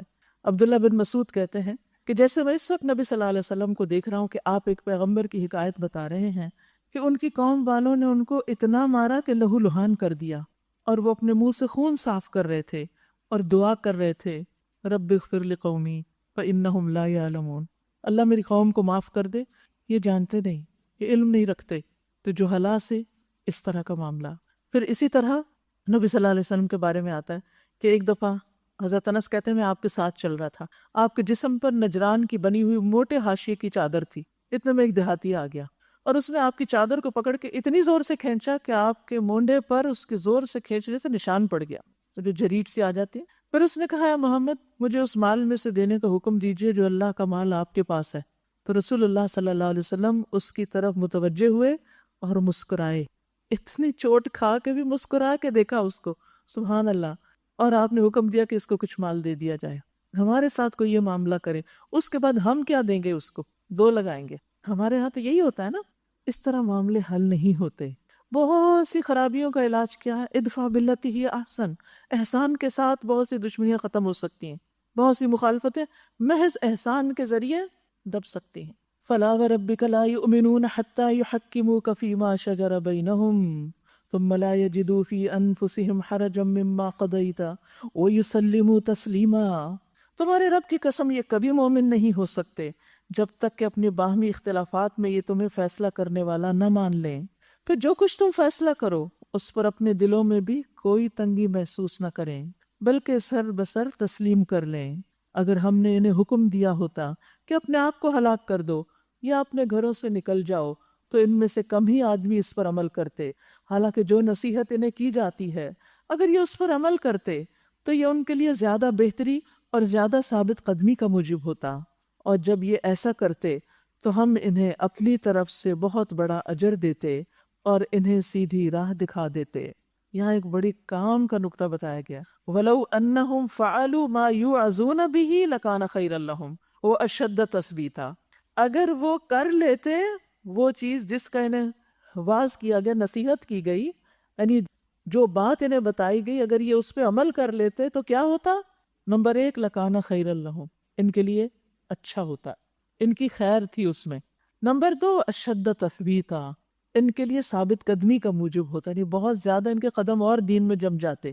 تو اس سے یہ پتہ چلتا ہے کہ انسان جب اللہ اور اس کے رسول صلی اللہ علیہ وسلم کی نصیحت پر عمل کرتا ہے، ان دوسرے لفظوں میں علم پر عمل کرتا ہے، تو اس سے بہت بڑا فائدہ حاصل کرتا ہے۔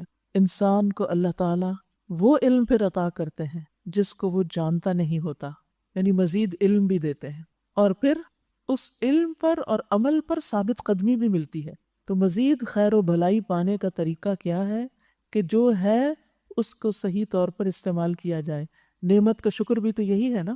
رسول اللہ صلی اللہ علیہ وسلم نے فرمایا، اس شخص کی مثال جو لوگوں کو بھلائی سکھاتا ہے لیکن خود کو بھول جاتا ہے، اس چراغ کی طرح ہے جو لوگوں کو روشنی دیتا ہے خود کو جلاتا ہے۔ اور یاد رکھیے جب علم آتا ہے اور انسان عمل کی نیت کر لیتا ہے تو خیر ہو جاتی، ورنہ وہ علم بھی بھول جاتا ہے، چلا جاتا ہے۔ علم اصل میں وہی ہے جو عمل میں بدل جائے۔ امام سفیان ابن عیینہ کہتے ہیں، اگر علم تمہیں نفع نہ دے تو تمہیں نقصان دے گا۔ خطیب بغدادی کہتے ہیں، اگر اسے عمل کے لحاظ سے یعنی انسان کو نفع نہ دے تو نقصان اس طرح دے گا کہ اس کے خلاف حجت بن جائے گا۔ تو اس لیے انسان کو اپنے فائدے کے لیے جو اچھی بات پتہ چلے اس پر عمل کی کوشش کرنی چاہیے۔ اس سے انسان کے قدم صراط مستقیم پر اور جمتے چلے جائیں گے۔ اور کیا ملے گا؟ وَإِذَا لَآتَيْنَاهُم مِّن لَّدُنَّا أَجْرًا عَظِيمًا، تب ہم ان کو اپنے پاس سے اجر عظیم عطا کرتے۔ اگر یہ عمل کرتے تو ہم انہیں اجر عظیم عطا کرتے۔ وَلَهَدَيْنَاهُمْ صِرَاطًا مُّسْتَقِيمًا، اور ہم انہیں سیدھا راستہ دکھاتے۔ سبحان اللہ، یہ ہے عمل کا فائدہ۔ خیر، ثابت قدمی، اجر عظیم، صراط مستقیم، یہ سب کچھ اچھی نصیحت کو قبول کرنے کے نتیجے میں انسان کو ملتا ہے۔ وَمَن يُطِعِ اللَّهَ وَالرَّسُولَ، اور جو اللہ اور رسول کی اطاعت کرے گا وہ ان لوگوں کے ساتھ ہوگا جن پر اللہ نے انعام فرمایا، انبیاء اور صدیقین اور شہداء اور صالحین کے ساتھ۔ کیسے اچھے ہیں یہ رفیق جو کسی کو میسر آئیں۔ یہ حقیقی فضل ہے جو اللہ کی طرف سے ملتا ہے، اور حقیقت جاننے کے لیے بس اللہ ہی کا علم کافی ہے۔ اے لوگو جو ایمان لائے ہو، مقابلے کے لیے ہر وقت تیار رہو، پھر جیسا موقع ہو الگ الگ دستوں کی شکل میں نکلو یا اکٹھے ہو کر۔ ہاں، تم میں کوئی آدمی ایسا بھی ہے جو لڑائی سے جی چراتا ہے۔ اگر تم پر کوئی مصیبت آئے تو کہتا ہے اللہ نے مجھ پر بڑا فضل کیا کہ میں ان لوگوں کے ساتھ نہ گیا، یعنی منافقین کی طرف اشارہ ہے۔ اور اگر اللہ کی طرف سے تم پر فضل ہو، یعنی اس جنگ میں کامیابی ہو، یعنی مسلمانوں کو جیسے نبی صلی اللہ علیہ وسلم کے ساتھ کہیں کامیابی بھی ہوئی، کہیں مشکل بھی آئی، تو اس طرح کہتا ہے گویا تمہارے اور اس کے درمیان محبت کا تو کوئی تعلق ہی نہ تھا۔ اس وقت بس اس کو اپنی پڑی ہوتی ہے، کہتا ہے کاش میں بھی ان کے ساتھ ہوتا تو بڑا کام بن جاتا۔ ایسے لوگوں کو معلوم ہو کہ اللہ کی راہ میں لڑنا چاہیے ان لوگوں کو جو آخرت کے بدلے دنیا کی زندگی کو فروخت کر دیں۔ پھر جو اللہ کی راہ میں لڑے گا اور مارا جائے گا یا غالب رہے گا اسے ضرور ہم اجر عظیم عطا کریں گے۔ آخر کیا وجہ ہے کہ تم اللہ کی راہ میں ان بے بس مردوں، عورتوں اور بچوں کی خاطر نہ لڑو جو کمزور پا کر دبا لیے گئے ہیں اور فریاد کر رہے ہیں کہ اللہ ہمیں اس بستی سے نکال جس کے باشندے ظالم ہیں، اور اپنی طرف سے ہمارا کوئی حامی و مددگار پیدا کر دے۔ جن لوگوں نے ایمان کا راستہ اختیار کیا ہے وہ اللہ کی راہ میں لڑتے ہیں، جنہوں نے کفر کا راستہ اختیار کیا وہ طاغوت کی راہ میں لڑتے ہیں۔ پس شیطان کے ساتھیوں سے لڑو اور یقین جانو کہ شیطان کی چالیں حقیقت میں نہایت کمزور ہیں۔ تم نے ان لوگوں کو بھی دیکھا جن سے کہا گیا کہ اپنے ہاتھ روکے رکھو، نماز قائم کرو اور زکوٰۃ دو۔ اب جو انہیں لڑائی کا حکم دیا گیا تو ان میں سے ایک گروہ کا حال یہ ہے کہ لوگوں سے ایسا ڈر رہے ہیں جیسے اللہ سے ڈرنا چاہیے، یا اس سے بھی کچھ بڑھ کر۔ یہ اس وقت کے حالات کا کچھ ذکر کیا جا رہا ہے جو وہاں پیش آ رہے تھے۔ کہتے ہیں اللہ یہ ہم پر لڑائی کا حکم کیوں لکھ دیا گیا؟ مکے میں جب ظلم ہو رہے تھے نا مسلمانوں پر، وہ کہتے تھے ہمیں جواب دینے کی اجازت دی جائے، لیکن اس کو کہا گیا کہ نہیں، ابھی اپنے ہاتھ روک کے رکھو۔ مدینہ میں جب آ گئے اور کچھ طاقت پکڑ گئے تو اب حکم ہوا کہ اب تم اپنا بدلہ لے سکتے، ٹھیک ہے لڑو۔ تو اس وقت پھر وہ ڈر گئے کیونکہ ایک مشکل کام تھا۔ کہنے لگے کہ کیوں نہ ابھی کچھ اور مہلت ہمیں دی گئی، ابھی کچھ اور مہلت ملتی۔ ان سے کہو دنیا کا سرمایہ زندگی تھوڑا ہے اور آخرت تقوی وانوں کے لیے بہتر ہے، اور تم پر ظلم ایک شمع برابر بھی نہ کیا جائے گا۔ رہی موت تو جہاں بھی تم ہو بہرحال تمہیں آ کر رہے گی، خواہ تم کیسی ہی مضبوط عمارتوں میں کیوں نہ ہو، خواہ تم کیسی ہی مضبوط عمارتوں میں کیوں نہ ہو، موت سے کوئی بھی فرار حاصل نہیں کر سکتا۔ جب بلاوا آئے گا تو واپس جانا ہی پڑے گا۔ عقل مند اور خوش قسمت ہے وہ جو جانے کی تیاری کر لے، تیاری کے ساتھ جائے۔ آپ دیکھیں کہ دنیا میں بھی اگر آپ کو کہیں اچانک جانا پڑ جائے تو کیفیت کیا ہوتی؟ کبھی ایسا بھی ہوتا ہے کہ آپ کے ہسبینڈ آتے کر ابھی چلو اسی وقت نکلنا ہے, جانا ہے فلاں جگہ, وہ کہتے ہیں نہیں نہیں مجھے ابھی تیاری کرنی, نہیں تیاری کا وقت نہیں, چلو چلو چلو, تو آپ سارا راستہ پریشان رہتے بھی اور کرتے بھی رہتے ساتھ ساتھ. تو آپ سوچئے کہ یہ تو دنیا کا ایک چھوٹا سا معاملہ, چھوٹی سی بات, ابھی واپس بھی آ جائیں گے. تو تیاری کے بغیر کہیں بھی جانا انسان کے لیے پریشانی کا باعث ہوتا ہے. آخرت کے سفر میں اللہ کے پاس بھی تیاری کے بغیر گئے تو منہ دکھانا مشکل ہوگا. وہاں کی تیاری بھی ہر دم رکھنی چاہیے, اس کے لیے بھی کچھ سوچنا چاہیے کہ اس کو کیا پسند ہے اور کیا کرنا ہے مجھے. اگر انہیں کوئی فائدہ پہنچتا ہے تو کہتے ہیں یہ اللہ کی طرف سے ہے, اگر کوئی نقصان پہنچتا ہے تو کہتا ہے یہ آپ کی وجہ سے ہے. اللہ اکبر. کہو سب کچھ اللہ ہی کی طرف سے ہے. آخر ان لوگوں کو کیا ہو گیا ہے, کوئی بات ان کی سمجھ میں نہیں آتی. یہ منافقین کے بارے میں کہا جا رہا ہے کہ یہ باتوں کی حقیقت کو نہیں سمجھتے. اللہ ہم سب کو اس سے بچائے کہ اللہ کی بات ہمیں سمجھ نہ آئے, رسول اللہ صلی اللہ علیہ وسلم کی بات ہمیں سمجھ میں نہ آئے, کیونکہ یہ منافقین کی علامت میں سے ہوتا ہے. لا یشعرون لا یعلمون لا یفقہون ما اصابک من حسنۃ فمن اللہ. اے انسان, تجھے جو بھلائی بھی حاصل ہوتی ہے اللہ کی عنایت سے ہوتی ہے, اور جو مصیبت تجھ پر آتی ہے وہ تیرے اپنے عمل کی وجہ سے ہوتی ہے. اے محمد صلی اللہ علیہ وسلم, ہم نے آپ کو لوگوں کے لیے رسول بنا کر بھیجا, اور اس پر اللہ کی گواہی کافی ہے. جس نے رسول کی اطاعت کی اس نے دراصل اللہ کی اطاعت کی, اور جو منہ موڑ گیا تو بہرحال ہم نے تمہیں لوگوں پر پاسبان بنا کر تو نہیں بھیجا. وہ منہ پر کہتے ہیں کہ ہم اطاعت کریں گے, مگر جب آپ کے پاس سے نکلتے ہیں تو ان میں سے ایک گروہ راتوں کو جمع ہو کر آپ کی باتوں کے خلاف مشورے کرتا ہے. یہ منافقین کی طرف اشارہ ہے. اللہ ان کی یہ ساری سرگوشیاں لکھ رہا ہے. تم ان کی پرواہ نہ کرو اور اللہ پر بھروسہ رکھو, وہی بھروسے کے لیے کافی ہے.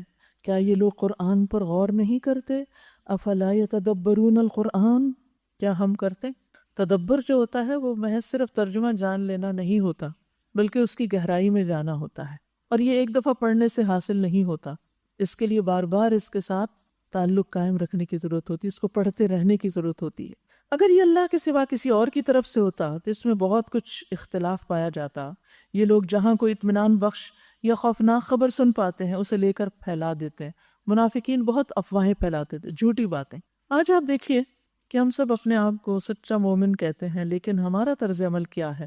ایک بہت بڑا فتنہ اور ایک بہت بڑا طوفان جو سوشل میڈیا کے ذریعے ہر جگہ پھیلا ہوا ہے اور ہر شخص اس کی زد میں ہے, وہ یہ کہ جہاں ہم کوئی چیز پڑھتے ہیں, کسی کے خلاف کوئی خبر, کوئی واقعہ, کوئی کہانی, کوئی بات, فوراً آگے بھیج دیتے, سینکڑوں لوگوں کو بھیج دیتے, اور وہ ان میں سے ہر ایک پھر آگے مزید بھیج دیتا ہے. اس طرح ایک جھوٹ اتنی دفعہ ملٹی پلائی ہوتا ہے, اتنی دفعہ, اور سارا وبال کس پہ آتا ہے؟ جس نے اس کو شروع کیا ہوتا ہے. اس لیے کوئی چیز آگے فارورڈ نہ کریں جب تک پکا یقین نہ ہو کہ بالکل سچی بات ہے.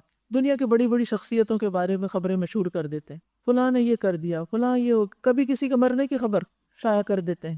تو اس سے دراصل وہ سنسنی کریٹ کرنا مقصود ہوتا ہے یا اپنی امپورٹنس جتانا مقصود ہوتا ہے. تو انسان اس سے بہتر ہے کہ کسی کو کچھ نہ بھیجے, بجائے اس کے کہ جھوٹ بھیجے یا غلط چیز بھیجے یا ضعیف روایات یا موضوع روایات, جھوٹے قصے, غیر حقیقی کہانیاں. کیا فرق پڑتا ہے اگر ہم یہ علم نہ پھیلائیں؟ ہم نے قرآن سیکھ لیا سارا, یا اس کو سمجھ لیا, یا اس کی تعلیم دے دی. جب ایک فرض درجے کا کام نہیں کیا تو ان چیزوں کو کیوں فارورڈ کیے چلے جا رہے ہیں؟ اور پھر آپ دیکھیے کہ دوسروں کے لیے اتنی مصیبت کھڑی کر دیتے ہیں کہ ان کے فون کی میموری ختم ہونے لگتی, تصویروں پہ تصویریں بھیجتے چلے جاتے ہیں, اور وہ اگلے بیچارے سٹک ہوئے رہتے ہیں, اور اکثر تو انٹرنیٹ جو ہے وہ ڈاؤن ہو جاتا ہے, پھر وہ سمجھ نہیں آتی, موبائل کھلنے سے انکار کر دیتا ہے. ہم اپنی نادانی کی وجہ سے لوگوں کو کتنی کتنی اذیت میں ڈال دیتے ہیں. تو اس کو کم کرنے کی ضرورت ہے, اس کا استعمال کم سے کم کریں, دوسروں پر بلا وجہ بوجھ نہ ڈالیں, کیونکہ آپ کا ایک میسج آتا ہے انہیں کلک کرنا ہی پڑتا ہے, اس کلک کرنے میں کچھ سیکنڈ تو لگتے ہی ہیں, اور اگر اس میں آپ نے کوئی لمبی چوڑی کہانی قصہ بھیج دیا ہے تو اور زیادہ پڑھنا. پھر آپ دیکھیں ایک دفعہ نہیں کئی دفعہ یہ بھی بھیج رہا ہے, وہ بھی بھیج رہا ہے, وہ بھی بھیج رہا ہے, اور پھر شاید خود کوئی پڑھتا ہی نہیں اور صرف بھیجنے پہ ہی سارا زور ہے. یہ کس قسم کی نیکی ہے؟ تو ہمیں عقل سے کام لینا چاہیے, اور صرف چھوٹی سی ضروری مفید حکمت بھری کوئی بات ہو کبھی کبھار شیئر کر لیں, ہر وقت نہیں. ہر وقت کی نصیحتیں اور بہت زیادہ نصیحتیں بے اثر ہو جاتی ہیں, بے فائدہ ہو جاتی ہیں, بیکار ہو جاتی ہیں. نبی صلی اللہ علیہ وسلم ہر وقت واز نہیں کرتے تھے, تو اس لیے ہمیں بھی اس سے پرہیز کرنا چاہیے. وَإِذَا جَاءَهُمْ أَمْرٌ مِّنَ الْأَمْرِ أَوِ الْخَوْفِ أَذَاعُوا بِهِ۔ یہ لوگ جہاں کہیں کوئی اطمینان بخش بات، امن کی بات یا خوفناک خبر سنتے ہیں اسے لے کے پھیلا دیتے ہیں، حالانکہ اگر یہ رسول یعنی نبی صلی اللہ علیہ وسلم اور اپنی جماعت کے ذمہ دار اصحاب تک پہنچائیں تو وہ ایسے لوگوں کے علم میں آ جائے جو ان کے درمیان اس بات کی صلاحیت رکھتے ہیں کہ اس سے صحیح نتیجہ نکال سکیں۔ تم لوگوں پر اللہ کی مہربانی اور رحمت نہ ہوتی تو یہ کمزوریاں ایسی تھیں کہ چند لوگوں کے سوا تم سب شیطان کے پیچھے لگ گئے ہوتے۔ یعنی یہ چیزیں لوگوں کو اتنی جلدی اپنی لپیٹ میں لیتی، اور یہ بھی دراصل شیطانی کا پھیلایا ہوا ایک جال کہ لوگ غیر ضروری چیزوں میں اتنے مصروف رہیں کہ اپنے فرائض میں کوتاہی کریں۔ پس اے نبی صلی اللہ علیہ وسلم، آپ اللہ کی راہ میں لڑیے، آپ اپنی ذات کے سوا کسی اور کے ذمہ دار نہیں، البتہ اہل ایمان کو لڑنے کے لیے اکسائیے، بعید نہیں کہ اللہ کافروں کا زور توڑ دے، اللہ کا زور سب سے زیادہ زبردست اور اس کی سزا سب سے زیادہ سخت ہے۔ من یشفع شفاعۃ حسنۃ یکن لہ نصیب منہا، جو بھلائی کی سفارش کرے گا وہ اس میں سے حصہ پائے گا، اور جو برائی کی سفارش کرے گا وہ اس میں سے حصہ پائے گا، اور اللہ ہر چیز پر نظر رکھنے والا ہے۔ یہ جو سفارش کی بات ہے یہ بھی بڑی اہم ہے۔ اچھی سفارش سے مراد کیا ہے؟ کہ انسان کسی کے جائز کام کے لیے اس کو سپورٹ دے، اور کسی ایسے شخص سے جو اس کی بات مانتا ہو اس تک وہ بات پہنچا دے، کسی کا کام نکلوا دے اگر وہ جائز کام ہے، لیکن اس پر کوئی اجرت وصول نہ کرے، کوئی رشوت نہ لے۔ اسی طرح اچھی سفارش سے مراد لوگوں میں صلح کرانا بھی ہے۔ دو لوگ ناراض ہیں ان کو آپس میں ملانا، یہ بھی شفاعت میں آتا ہے۔ اور بری سفارش سے مراد لوگوں میں چغل خوری کرانا ہے، یعنی چغل خوری کرنا اور پھر اس کو عام کرنا ہے۔ نبی صلی اللہ علیہ وسلم نے فرمایا اللہ کے بہترین بندے وہ لوگ ہوتے ہیں کہ انہیں دیکھ کر اللہ یاد آ جائے، اور بدترین بندے وہ ہوتے ہیں جو چغل خوری کرتے ہیں، ادھر کی بات ادھر، ادھر کی ادھر لگاتے ہیں، دوستوں کے درمیان جدائی پیدا کرتے ہیں، باغی، بیزار اور متعنت ہوتے ہیں، سرکش ہوتے ہیں۔ تو جو اچھی چیز کی سفارش کرے گا اس کو اجر ملے گا، اور جو بری چیز کی کرے گا اس کا بھی اس کو حصہ ملے گا۔ اور اس کے بعد فرمایا وَإِذَا حُيِّيتُم بِتَحِيَّةٍ فَحَيُّوا بِأَحْسَنَ مِنْهَا أَوْ رُدُّوهَا إِنَّ اللَّهَ كَانَ عَلَى كُلِّ شَيْءٍ حَسِيبًا۔ اور جب کوئی تمہیں احترام کے ساتھ سلام کرے تو اس کو اس سے بہتر طریقے سے جواب دو، یا کم از کم اسی طرح، اللہ ہر چیز کا حساب لینے والا ہے۔ یاد رکھیے اسلام سلامتی کا دین ہے، اور اس کا شعار السلام علیکم ہے۔ ہر وقت یہ دعا دوسرے کو دینا کہ تم سلامت رہو، تم پر سلامتی ہو، تمہیں کسی قسم کی کوئی پریشانی نہ ہو، کوئی دکھ نہ ہو، کوئی تکلیف نہ ہو، تم ہر نقصان سے بچ جاؤ۔ کتنی پیاری دعا ہے جو ہم کسی کو بھی دیتے ہیں جب ہم سلام کرتے ہیں۔ اور سلام کیا ہے؟ دراصل اسلام سے ہے۔ اور مسلمان کون ہے؟ جس کے ہاتھ اور زبان سے دوسرے محفوظ رہیں۔ رسول اللہ صلی اللہ علیہ وسلم نے فرمایا افشوا السلام تسلموا، سلام پھیلاؤ تم سلامت رہو گے۔ زبردست حکمت کی بات ہے۔ دوسروں کے شر سے، دوسروں کے حسد سے، دوسروں کی تکلیف سے سلامت رہو گے اگر تم سلام عام کرتے رہو گے، دائیں بائیں آگے پیچھے ہر ایک کو سلام، مسکرا کے سلام، اچھے سے سلام۔ اس کا فائدہ کیا ہوگا کہ دوسروں کے دل میں جو تمہارے خلاف کچھ نفرت ہے یا کوئی غلط فہمی وہ دور ہو جائے گی۔ ایک گھر کے اندر رہنے والے ہر روز صبح سویرے اچھے سے ایک دوسرے کو سلام کریں تو دن کا آغاز ایک محبت سے ہوگا۔ تو اس میں کوشش کر کے دھیان سے کہ مس نہ ہو۔ آپ اگر پہلے اٹھتی ہیں تو آپ اپنے شوہر کو سلام کریں، وہ اٹھتے ہیں تو وہ آپ کو سلام کریں۔ آپ دیکھیے سلام سے جب ایک دوسرے کو دیکھیں گے صبح اور سلامتی کی دعا دے کے آپ ایک دوسرے کے ساتھ مزید کوئی بات کریں گے تو واقعی انشاءاللہ بہت سی باتوں سے سلامت رہیں گے۔ تم سلامت رہو یعنی میرے شر سے، اور میں سلامت رہوں تمہاری تکلیف سے۔ اصل میں یہ ہم انسانی تو ہوتے ہیں جو ایک دوسرے کو تنگ کیے رکھتے ہیں، ایک دوسرے کو کہیں نہ کوئی بات سنا دی، کوئی نہ کوئی بات کر دی، کسی غلط فہمی کا شکار ہو گئے، کہیں بڑاس نکال، کبھی کچھ۔ تو جب ہم دوسرے کو دعا دیں گے تو اس کا مطلب ہے کہ بے فکر رہو، میں تمہیں کچھ نہیں کہتا، میری طرف سے تم امن میں ہو۔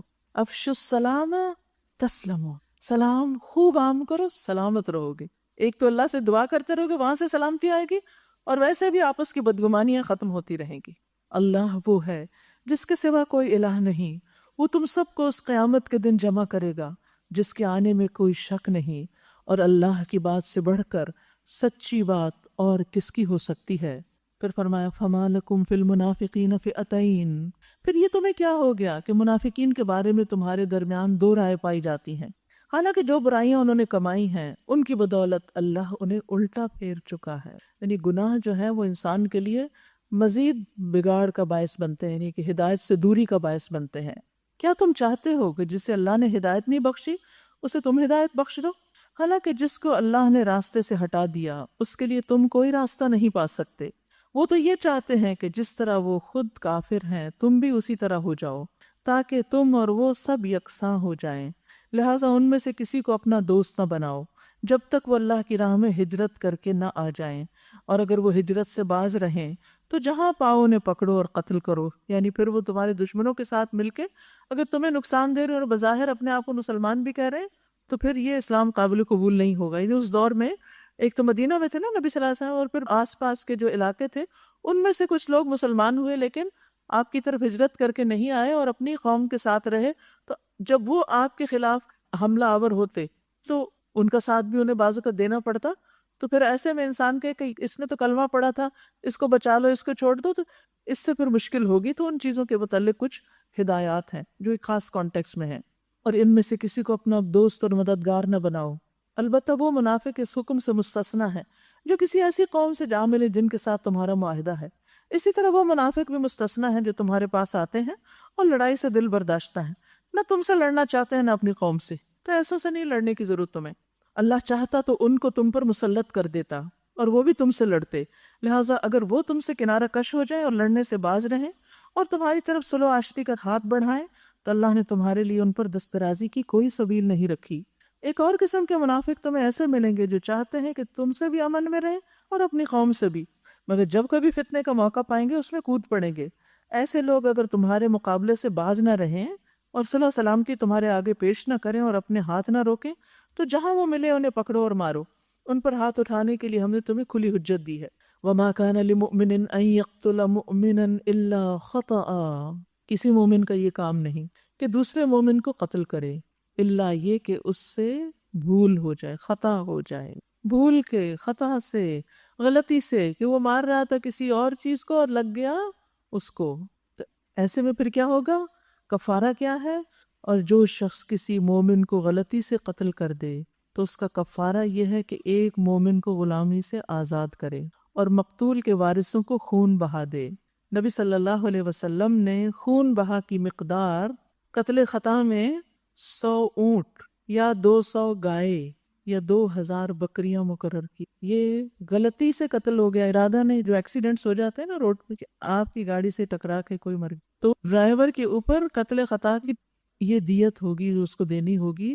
کس کو؟ مقتول کے وارثوں کو. اب اگر 100 اونٹ نہ ہو تو 100 اونٹ کی جو قیمت ہے اسی ملک یا اسی علاقے میں وہ ہوگی، یا 200 گائے کی قیمت. تو جان بوجھ کے قتل کرنا، غلطی پر اتنا بڑا جرمانہ ایک طرح سے ہے، تو جان بوجھ کے قتل کا تو پھر آپ دیکھیے کہ کتنا بڑا جرم ہے.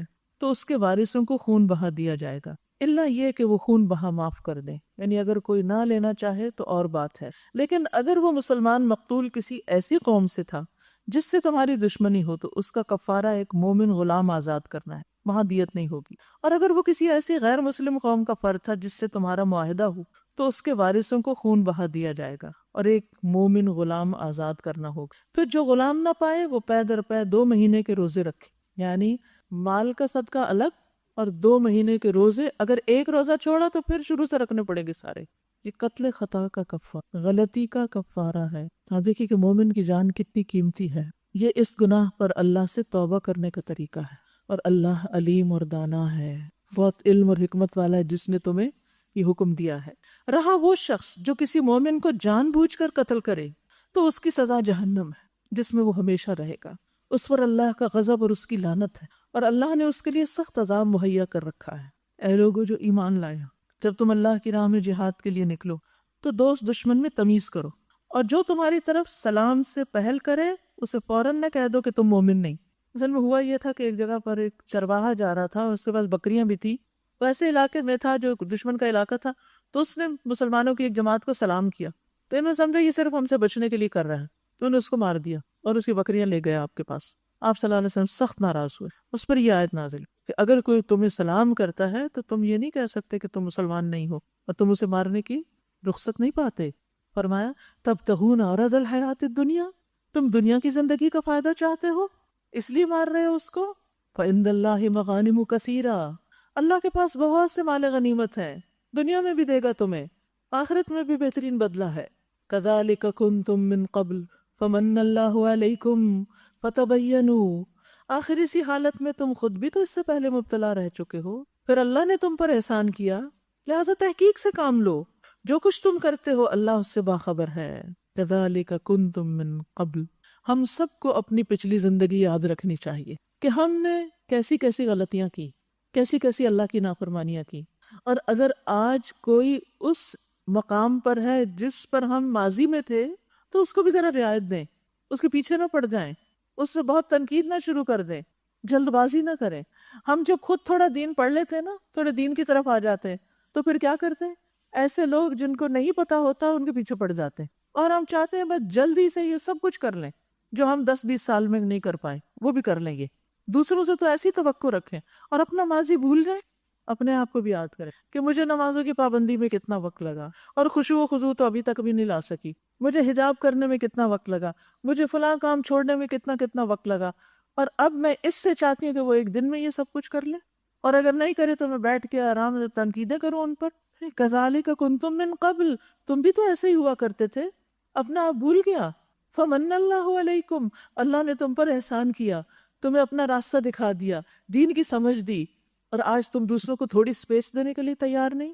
فتبینوا، نہ تحقیق کیا کرو، یعنی کوئی بھی سٹیپ لینے سے پہلے، کسی پہ کوئی بات کرنے سے پہلے، کیونکہ بعض اوقات ہم کسی کو جان سے نہیں مارتے لیکن اس کی عزت کو ایسا پامال کرتے کہ ہر طرح ہی اس کو ہلاک کر کے رکھ دیتے، یعنی کبھی کسی کی غلطیوں، کسی کی خطاؤں کو اتنا زیادہ ہم ڈائسیکٹ کرتے ہیں کہ وہ کلنگ کے برابر ہی ہو جاتا ہے، وہ ایسا ہے، وہ ایسا ہے، وہ ایسا ہے، وہ ایسا ہے۔ بھئی تھوڑا ٹائم دو اس کو سدھرنے کے لیے، ہر جگہ بیٹھ کے اس کی برائیاں کیوں شروع کر دی تم نے؟ ان اللہ کان بما تعملون خبیرا، جو کچھ تم کرتے ہو اللہ اس سے باخبر ہے، ایک ایک بات اس کو پتا ہے۔ مسلمانوں میں سے وہ لوگ جو کسی معذوری کے بغیر گھر بیٹھے رہتے ہیں، اور وہ جو اللہ کی راہ میں جان اور مال سے جہاد کرتے ہیں، دونوں کی حیثیت یکساں نہیں۔ اللہ نے بیٹھنے والوں کی بنسبت جان و مال سے جہاد کرنے والوں کا درجہ بڑا رکھا ہے، اگرچہ ہر ایک کے لیے اللہ نے بھلائی کا ہی وعدہ فرمایا ہے، مگر اس کے ہاں مجاہدوں کی خدمات کا معاوضہ بیٹھنے والوں سے بہت زیادہ ہے، ان کے لیے اللہ کی طرف سے بڑے درجے ہیں اور مغفرت اور رحمت ہے، اور اللہ بڑا معاف کرنے والا اور رحم فرمانے والا ہے۔ جو لوگ اپنے نفس پر ظلم کر رہے تھے ان کی روحیں جب فرشتوں نے قبض کی تو ان سے پوچھا یہ تم کس حال میں تھے؟ انہوں نے جواب دیا ہم زمین میں کمزور اور مجبور تھے۔ فرشتوں نے کہا کیا اللہ کی زمین وسیع نہ تھی کہ تم اس میں ہجرت کرتے، یعنی غلط کام چھوڑتے کسی اور جگہ چلے جاتے؟ یہ وہ لوگ ہیں جن کا ٹھکانہ جہنم ہے اور وہ بڑا ہی برا ٹھکانہ ہے۔ ہاں جو مرد، عورتیں اور بچے واقعی بے بس ہیں، نکلنے کا کوئی راستہ اور ذریعہ نہیں پاتے، کچھ دور نہیں کہ اللہ انہیں معاف کر دے، اللہ بڑا معاف کرنے والا اور درگزر کرنے والا ہے۔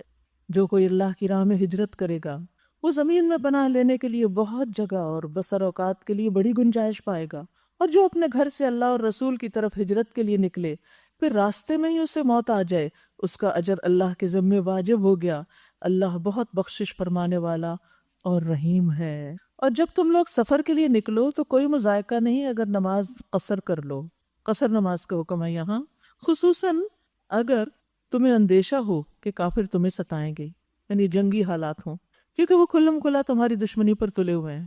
خصوصاً اس دور میں ہر طرف سے مسلمانوں کو خطرہ تھا، اور اے نبی صلی اللہ علیہ وسلم جب تم مسلمانوں کے درمیان ہو اور حالت جنگ میں انہیں نماز پڑھانے کھڑے ہو تو چاہیے کہ ان میں سے ایک گروہ تمہارے ساتھ کھڑا ہو اور اسلحہ لیے رہے، پھر جب وہ سجدہ کر لے تو پیچھے چلا جائے، اور دوسرا گروہ جس نے ابھی نماز نہیں پڑھی وہ آ کر تمہارے ساتھ نماز پڑھے، اور وہ بھی چوکنا رہے اور اپنا اسلحہ اٹھائے رکھے، کیونکہ کفار اس طاق میں ہے کہ تم اپنے ہتھیاروں اور اپنے سامان کی طرف سے ذرا غافل ہو تو وہ تم پر یک بارگی ٹوٹ پڑیں۔ البتہ اگر تم بارش کی وجہ سے تکلیف محسوس کرو یا بیمار ہو تو اسلحہ رکھنے میں کوئی مذائقہ نہیں، مگر پھر بھی ہوشیار رہو، یقین رکھو اللہ نے کافروں کے لیے رسوا کن عذاب مہیا کر رکھا ہے۔ اس سے آپ اندازہ لگائیں کہ مردوں کے لیے جماعت سے نماز پڑھنا کتنا ضروری ہے۔ یہاں میدان جنگ میں بھی جماعت سے نماز پڑھنے کو کہا جا رہا ہے۔ خوف کی حالت میں بھی نماز پڑھو تو کیسے؟ جماعت کے ساتھ، باری باری، چاہے ایک رکعت ہی کیوں نہیں۔ نبی صلی اللہ علیہ وسلم نے 4 بھی پڑھائی اور 2 بھی پڑھائی، اور ان کا طریقہ کیا تھا کہ پہلے آدھے لوگ دشمن کے مقابلے میں کھڑے ہوں اور آدھے ایک رکعت پڑھ لیں، وہ ایک پڑھنے والے باقی اپنی خود مکمل کریں، وہ چلے جائیں، دوسرے آ جائیں اور دوسرے نبی صلی اللہ علیہ وسلم کے ساتھ باقی نماز مکمل کریں، لیکن امام کے پیچھے نماز پڑھیں۔ اور آج آپ دیکھیے بہت سے مرد گھروں میں ہی نماز پڑھتے ہیں۔ پھر جب نماز سے فارغ ہو جاؤ تو کھڑے اور بیٹھے اور لیٹے ہر حال میں اللہ کو یاد کرتے رہو۔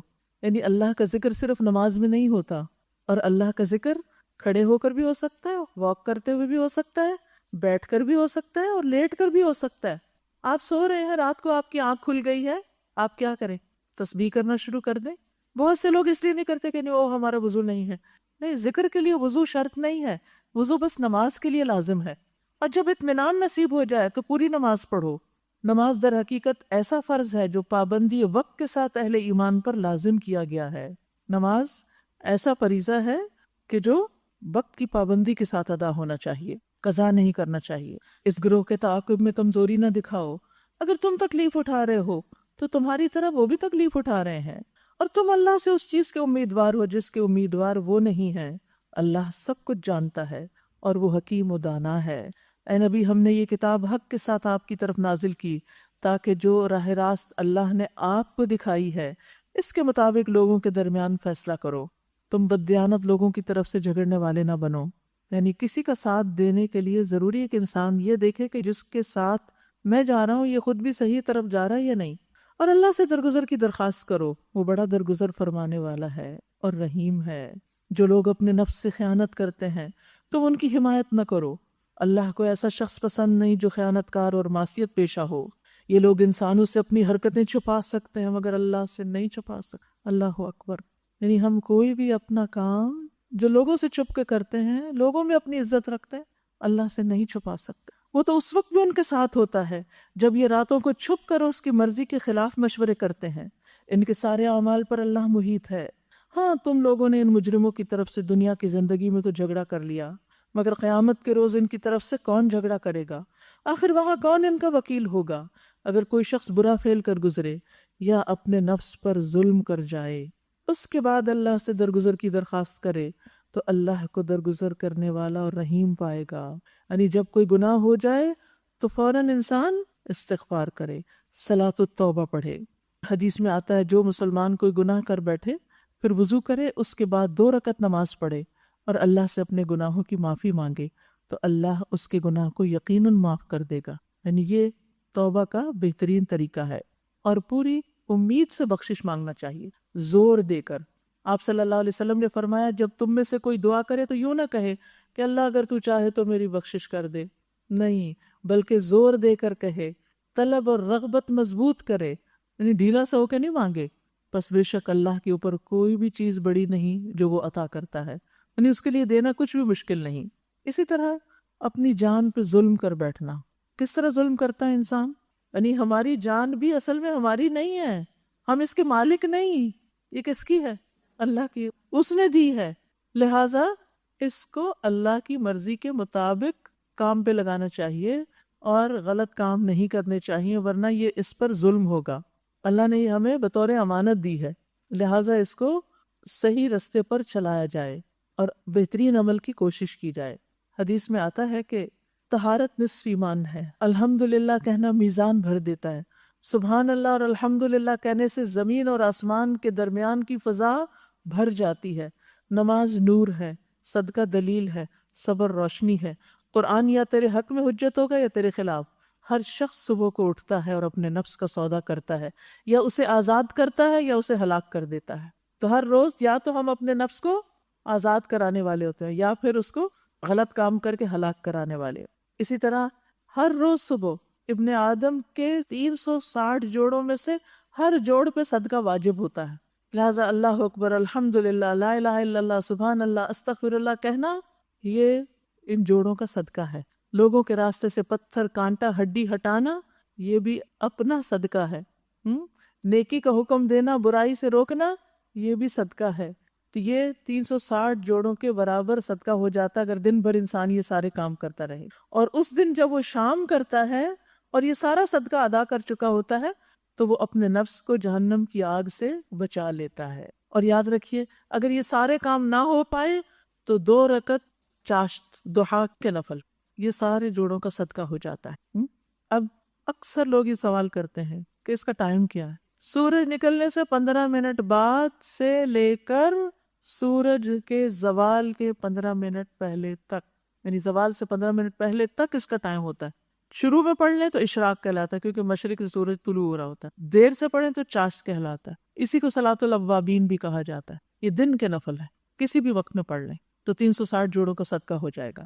تو جب کوئی اپنے نفس پہ ظلم کر لے، اس کے بعد اللہ سے درگزر کی درخواست کرے تو اللہ کو درگزر کرنے والا اور رحیم پائے گا۔ مگر جو برائی کما لے تو اس کی یہ کمائی اسی کے لیے وبال ہوگی۔ اللہ کو سب باتوں کی خبر ہے اور وہ حکیم و دانا ہے۔ پھر جس نے کوئی خطا یا گناہ کر کے اس کا الزام کسی بے گناہ پہ تھوپ دیا، اس نے تو بڑے بہتان اور صریح گناہ کا بار سمیٹ لیا، یعنی غلطی خود کی، کام خود غلط کیا اور کسی اور کے ذمہ ڈال دیا۔ یعنی بعض اوقات ایسے بھی ہوتا ہے نا کہ کسی کی وجہ سے کوئی چیز توڑ دی یا کوئی اور کسی کا نقصان کیا اور پھر کہیں اور کسی کے سامنے پھینک دیا تاکہ اس کے ذمہ پڑ جائے۔ تو یہ بہت بڑا بہتان ہے، بہت بڑا جرم ہے کسی بے گناہ کو پھنسا دینا۔ اے نبی صلی اللہ علیہ وسلم، اگر اللہ کا فضل آپ پر نہ ہوتا اور اس کی رحمت آپ کے شامل حال نہ ہوتی تو ان میں سے ایک گروہ نے تو تمہیں غلط فہمی میں مبتلا کرنے کا فیصلہ ہی کر لیا تھا، حالانکہ در حقیقت وہ خود اپنے سوا کسی کو غلط فہمی میں مبتلا نہیں کر رہے تھے اور تمہارا کوئی نقصان نہیں کر سکتے تھے۔ اللہ نے آپ پر کتاب اور حکمت نازل کی اور آپ کو وہ کچھ سکھایا جو آپ کو معلوم نہ تھا، اور اس کا فضل آپ پر بہت بڑا ہے۔ بہت خوبصورت آیت ہے۔ وَأَنزَلَ اللَّهُ عَلَيْكَ الْكِتَابَ وَالْحِكْمَةَ وَعَلَّمَكَ مَا لَمْ تَكُنْ تَعْلَمْ، آپ کو وہ علم دیا جو آپ نہیں جانتے تھے۔ آپ پر اللہ کا بہت بڑا فضل ہے۔ قرآن کا علم، سنت کا علم جس کو ملے اس پر اللہ کا بہت بڑا فضل ہے۔ ہم سمجھتے ہیں کہ ہمارے رزق روزی میں اضافہ ہو جائے تو وہ بہت بڑا فضل ہے، وہ ہے، لیکن اس سے بڑا فضل اللہ کی کتاب کو جاننا ہے کہ اللہ نے ہم سے کیا کہا ہے، اس کے رسول صلی اللہ علیہ وسلم کو جاننا ہے، ان کی تعلیمات کو جاننا ہے۔ یہ ہے بہت بڑا فضل۔ انزل اللہ علیک الکتاب والحکمہ، تو کتاب اور حکمت کی تعلیم کا مل جانا اللہ کا بہت بڑا فضل ہے۔ لوگوں کی خفیہ سرگوشیوں میں اکثر و بیشتر کوئی بھلائی نہیں ہوتی، چپ کے خسر پسر کرتے رہنے میں کوئی کام کی بات نہیں ہوتی۔ ہاں، اگر کوئی پوشیدہ طور پر صدقہ خیرات کی تلقین کرے یا کسی نیک کام کے لیے یا لوگوں کے معاملات میں اصلاح کرنے کے لیے کسی سے کچھ کہے تو یہ ولی بات ہے۔ یعنی ہمیں اسلام نے مجلس کے کچھ آداب سکھائے ہیں، اور وہ آداب کیا ہیں کہ جب آپ کے ساتھ کچھ لوگ بیٹھے ہوں تو آپ چپ کے کانوں میں باتیں نہ کریں، یہ بد اخلاقی شمار ہوتا ہے۔ ہاں، اگر کسی نے کسی کو کوئی صدقہ کرنے کے لیے چھپا کے صدقہ کرنا ہے یا کوئی ایسی ضروری بات کرنی تو بس اتنی، ادروائز معقول طریقے سے بات کرنی چاہیے، کیونکہ سرگوشیاں جو ہے وہ دوسرے کو سسپینس میں ڈالتی ہیں کہ پتہ نہیں کیا بات ہو رہی ہے، شاید میرے ہی خلاف کوئی بات کہی جا رہی ہے، اسی لیے تو اونچا نہیں بولا جا رہا۔ تو کسی بھی مجلس میں، چاہے آپ گاڑی میں ہوں، چاہے آپ کسی کے گھر میں بیٹھے ہوئے ہوں، چاہے آپ اپنے بچوں کے بیچ میں ہوں، بچوں کو بھی یہی سکھائیں، کیونکہ کچھ بچوں کی عادت ہوتی ہے وہ آ کے آپ کے کان میں ہی باتیں کرتے ہیں۔ چلے چھوٹے تو ہیں وہ اور بات ہے، لیکن جب بڑے ہو تو آپ نے کہا آپ یہاں کھڑے ہوں، اب آپ مجھ سے بات کریں۔ کوئی بہت ایسی شرم والی بات ہو تو وہ اور بات ہے، لیکن ہر بات کانوں میں کرنا یہ اچھی بات نہیں۔ اور جو کوئی اللہ کی رضا جوئی کے لیے ایسا کرے گا اسے ہم بڑا اجر عطا کریں گے، مگر جو شخص رسول کی مخالفت پر کمر بستہ ہو اور اہل ایمان کی روش کے سوا کسی اور طریقے پر چلے، طرح حالے کہ اس پر راہ راست واضح ہو چکی ہو، تو اس کو ہم اسی طرف چلائیں گے جدھر وہ خود پھر گیا، اور اسے جہنم میں جھونکیں گے جو بدترین جائے قرار ہے۔ لیکن آپ دیکھیے کہ پیچھے آیت نمبر 114 میں دوبارہ صلح کی بات کی گئی ہے کہ لوگوں کے بیچ میں صلح کرانا۔ اوزائی کہتے ہیں کوئی قدم اللہ کو اس سے بڑھ کر عزیز نہیں جو دو لڑے ہوئے آدمیوں کی اصلاح کے لیے اٹھایا جائے، اور جو دو آدمیوں کے درمیان صلح کرواتا ہے اللہ اس کے لیے جہنم سے نجات لکھ دیتا ہے۔ چاہے میاں بیوی کا جھگڑا ہو یا بہن بھائیوں کا ہو یا اپنے ہی دو بچوں کے بیچ میں ہو، کچھ بھی ہو، کوشش کرے کہ ان کی بدگمانیاں دور ہوں اور آپس میں مل جل کے پھر جڑ بیٹھے۔ یہ بہت بڑا نیکی کا کام ہے۔ ابو درداء کہتے ہیں کہ رسول اللہ صلی اللہ علیہ وسلم نے فرمایا، کیا میں تمہیں نماز، روزہ اور زکوٰۃ سے افضل درجے کا عمل نہ بتاؤں؟ صحابہ نے عرض کیا کیوں نہیں؟ آپ نے فرمایا آپس میں صلح کرانا، جبکہ لوگوں میں پھوٹ اور فساد ڈالنا دین کو مونڈنے والی چیز ہے۔ یعنی میاں بیوی میں جھگڑا ڈالنا ہو، آپ دیکھیے کہ کتنے ہی گھروں میں یہ مشکل ہوتی ہے نا کہ بزرگ خواتین بچوں کو اکٹھے بیٹھا نہیں دیکھ سکتی، اور ہر وقت بیٹے کے کان بھرتی رہتی. میں سب کی بات نہیں کرتی لیکن یہ ایک حقیقت ہے. ایسا ہوتا ہے کہ آج یہ تمہاری بیوی سارا دن سوئی رہی, آج یہ تو سارا دن باہر ہی گھوم کے آئی ہے, آج اس نے بچوں کو کچھ کھانے کے لیے نہیں دیا. اس طرح کی چھوٹی چھوٹی باتیں کر کے بیٹے کے کان بھرنا تاکہ وہ پھر اپنی بیوی کی شامت لائے. اب کیا ہوگا, وہ تھکا ہارا باہر سے آیا اور آتے ہی اس قسم کی خبریں سن رہا ہے. اب اس کے غصے کا عالم کیا ہوگا اور اس کا نتیجہ کیا نکلے گا. چھوٹی موٹی لڑائی تو دور کی بات طلاقوں تک جا پہنچتی. گالی گلوچ, بعض وقت مار پٹائی, اور پیچھے کون ہوتا ہے؟ اپنی ہی ماں اپنے بچے کا گھر توڑ رہی ہے. اس سے بڑا بھی کوئی ظلم ہو سکتا ہے؟ پھر تھوڑا سا صبر کر جاؤ, تھوڑی سپیس دو, تھوڑا وقت دو, خود اصلاح کی کوشش کرو. آپ پر اللہ نے فرض کیا امر بالمعروف نہی عن المنکر. اگر وہ بچی کوئی غلط کام کر رہی ہے تو پیار محبت سے اعتماد سے اس کو آپ خود اچھی بات بتائیں, نہ کہ آپ ادھر ادھر باتیں شروع کر دیں. اسی طرح آپ دیکھیے کہ بیوی پر کیا لازم ہے کہ وہ ماں اور بیٹے کے درمیان جدائی نہ ڈالے.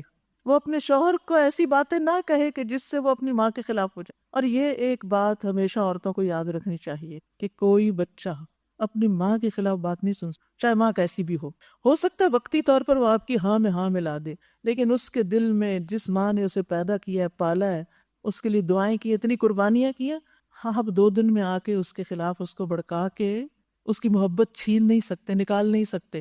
یہ بڑی غلط فہمی کی بات ہوگی. اسی لیے اکثر عورتیں کہتی ہیں وہ ہمارے شوہر بات نہیں سنتے, وہ تو اپنی ماں ہی کی سائڈ لیتے ہیں. ہم تو بڑی کوشش کرتے ہیں ان کو اس سے ہٹانے کی, لیکن ہٹ کے ہی نہیں دیتے. تو یہ بہت مکروہ فعل ہے, بہت مکروہ, کہ آپ رحم کا رشتہ کاٹ رہے ہیں. جو اس رشتے کو کٹوانے کی کوشش کرے, اللہ اس کو اپنی رحمت سے دور کر دیتا. اور پھر اگر کہیں رہ رہے ہیں تو ملنے نہ دینا, فون پہ بات نہ کرنے دینا. اچھا بعض اوقات ریزن بھی ہوتی ہے تھوڑی سی پیچھے, کہ جب وہ بات کرتے ہیں نا ماں سے تو موڈ آف ہو جاتا ہے, یا کوئی ایسی بات ہوتی ہے کہ جس کی وجہ سے کچھ گڑبڑ ہو جاتی ہے. تو پھر بیوی کی کوشش کیا ہوتی ہے کہ یہ نہ ہی ملیں, نہ جائیں, نہ بات کریں, تاکہ یہ گھر میں فتنہ نہ ہو. دیکھیے دونوں طرف اصلاح کی ضرورت ہے, ماں کو بھی صبر سے کام لینے کی ضرورت ہے اور بیویوں کو بھی. بلکہ آپ کی کیا کوشش ہونی چاہیے کہ آپ کے شوہر اگر اپنی کسی بہن سے یا بھائی سے کسی سے ناراض ہے, آپ ان کی اچھی اچھی باتیں بتا کے ان کی صلح کرائیے. یہ صلح کرانا نماز, روزہ, حج, زکوٰۃ سے افضل عمل ہے. اور اس کے برعکس لڑائیاں ڈلوانا دین کو مونڈ کے رکھ دیتا ہے. وہاں کوئی دین, کوئی برکت رحمت نہیں ہوتی. نبی صلی اللہ علیہ وسلم نے فرمایا آپس میں صلح کروانا افضل صدقہ ہے, بہترین صدقہ ہے. نبی صلی اللہ علیہ وسلم نے ابو ایوب سے کہا کیا میں تمہیں ایک تجارت کے بارے میں نہ بتاؤں؟ انہوں نے کہا کیوں نہیں؟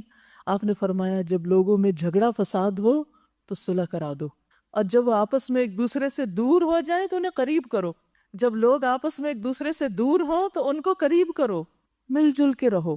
لیکن ہم کچھ نہ کچھ ایسی بات لگائے رکھتے ہیں کہ جس سے بدگمانیاں اور غلط فہمیاں بڑھتی رہیں اور ہم دوسرے کے مقرب بنے رہیں. کچھ لوگ ایسے ہوتے ہیں نا, وہ کیا چاہتے ہیں کہ وہ بس کسی بڑے کی آنکھ کا تارا بن کے رہیں. مثلاً ایک بچہ, اس نے ماں باپ کو خوب گھیرے میں رکھا ہوا ہے اور سارے بہن بھائیوں کی برائیاں وہ کرتا رہتا ہے کہ ہم ماں باپ کے لاڈلے بنے رہیں, ساری توجہ ان کی ہم پر ہو, جو کچھ مال و دولت ان کے پاس ہے یہ ہم ہی کو دے کے مرے, کسی اور کا کوئی حصہ نہ ہو.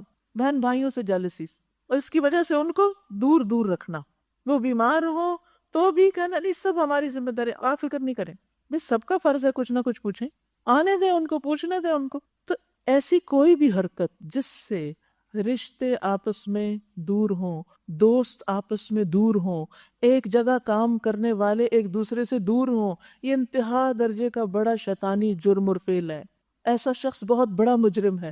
بلکہ کوشش کیا ہونی چاہیے کہ اگر 2 لوگوں میں کوئی غلط فہمی ہے نا, تو اس غلط فہمی کو دور کرنے کے لیے اچھی اچھی ایک دوسرے کی باتیں بتا کے ان کو اکٹھا کر دیں کہ وہ تو آپ کی بڑی تعریف کرتا ہے, اس نے تو آپ کے بارے میں کبھی کچھ نہیں کہا. اور بھی جو اچھی بات آپ کو پتا ہو, انصاف کے ساتھ آپ دوسرے کی کر کے ان کو اکٹھا کریں. آپس کے جھگڑے دین کو ختم کر دیتے, یہ کوئی دینداری نہیں. لڑائی جھگڑے کرنے والے دیندار لوگ نہیں ہوتے, یاد رکھیے. یہ آپ کی بھول ہوگی کہ آپ دین کے علمبردار ہیں اور دین کے بڑے دائی ہیں. اگر آپ کی زندگی میں جھگڑا فساد ہے تو آپ دین کا نقصان کر رہے ہیں, فائدہ نہیں دے رہے. تو اس سے بچنے کی ضرورت ہے, ہر صورت اس کو ختم کرنے کی ضرورت ہے. دوسروں کے لیے دلوں میں وسعت پیدا کرنے کی ضرورت ہے. صحابہ کرام کی خوبی کیا بتائے گی قرآن مجید میں؟ رحماء بینہم, آپس میں ایک دوسرے پر رحیم اور شفیق ہے. ایک دوسرے کی خوبیوں پر نظر رکھیں ایک دوسرے کے فضل اور ایک دوسرے کے احسان کو یاد رکھیں تو بہت سی برائیاں خود ہی دل سے نکل جائیں گی. لیکن اگر آپ نے خامیاں چننی شروع کر دی تو پھر آپ کو گزارا نہیں ہو سکتا. صرف غلطیوں کو ہی پوائنٹ آؤٹ کرتے رہے، صرف تنقید ہی سے کام لیتے رہے اور کبھی تعریف نہ کر کے دی تو گزارا مشکل ہے، پھر ایک جگہ نہیں رہ سکتے. پھر فرمایا ان اللہ لا یغفر ان یشرک بہ ویغفر ما دون ذلک لمن یشاء. اللہ کے ہاں بس شرک ہی کی بخشش نہیں، اس کے سوا اور سب کچھ معاف ہو سکتا ہے جسے وہ معاف کرنا چاہے. جس نے اللہ کے ساتھ کسی کو شریک ٹھہرایا تو وہ گمراہی میں بہت دور نکل گیا.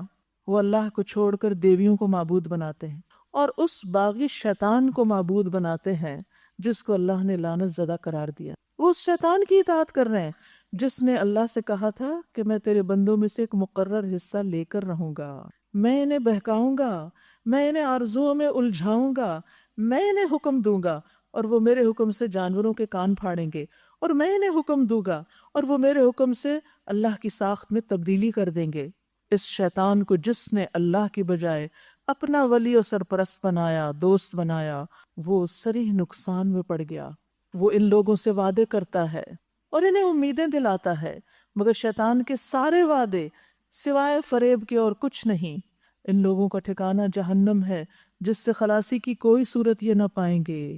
یاد رکھیے شیطان نے انسان کی دشمنی کے لیے قسمیں کھائی ہوئی ہیں اور بڑے پکے وعدے کیے ہوئے ہیں کہ میں یہ کر کے رہوں گا. اگر کوئی پوچھے کہ شیطان اللہ کے بندوں میں اپنا مقرر حصہ کیسے لیتا ہے جس کا یہاں ذکر آ رہا ہے، تو اس کا جواب کیا ہوگا؟ انہیں سیدھے رستے سے بہکا کے، اپنی اطاعت کی دعوت دے کے، گمراہی اور گناہ کو خوبصورت بنا کے پیش کر کے، یہاں تک کہ انسان سیدھے رستے سے ہٹ جائے اور گناہ کے کاموں میں پھنس ہی جائے. ابن القیم کہتے ہیں کہ شیطان کی ایک حیران کن چال یہ ہے کہ وہ انسان کے نفس کو سونگھتا ہے، یہاں تک کہ وہ جان لیتا ہے کہ ان دو قوتوں میں سے اس انسان کے اندر کون سی قوت زیادہ ہے. نمبر 1، پیش قدمی یعنی انیشیٹو لینے کی اور بہادری کی قوت، یا باز رہنے اور پیچھے ہٹنے اور کمزور ہونے کی قوت. یعنی یہ شخص نیکیوں میں آگے بڑھنے والا ہے یا ہر اچھے کام میں پیچھے پیچھے رہتا ہے، یعنی یہ کہاں کھڑا ہے. پہلے وہ یہ جائزہ لیتا ہے کیونکہ دونوں کو بہکانے کا طریقہ الگ ہوگا. اگر وہ دیکھتا ہے کہ آدمی کے نفس پر حقارت، لو سیلف اسٹیم اور سستی اور پیچھے رہنے کی قوت غالب ہے، سست ہے، کسی کام میں آگے نہیں بڑھتا، تو وہ کوشش کرتا ہے کہ اس کے پاؤں کو وہیں جما دے اور اس کی ہمت کو اور کمزور کرے، اسے خوف دلائے، اور جس چیز کا حکم دیا گیا ہے اس کا ارادہ کرنے سے اسے کمزور کر دے اور وہ کام اسے بوجھل بنا کے دکھائے، مشکل، اور اس کام کو چھوڑنا اسے آسان لگے، حتیٰ کہ وہ شخص اس نیکی کے کام کو بالکل چھوڑ دیتا ہے یا اس میں کوتاہی اور سستی کرتا ہے. مثلاً ایک شخص نے قرآن پڑھنا شروع کیا، ترجمہ یاد کرنا شروع کیا، تھوڑی مشکل پیش آئی، جیسا یہ تمہارے بس کی بات نہیں، چھوڑو اس کو، اب تمہاری کوئی عمر ہے یہ کام کرنے کی، تمہارا تو حافظہ ہی خراب ہو گیا، تمہیں تو کوئی بات یاد ہی نہیں رہتی، تم نہیں یاد کر سکتے، تم یہ ٹیسٹ کہاں سے پاس کرو گے، وغیرہ وغیرہ.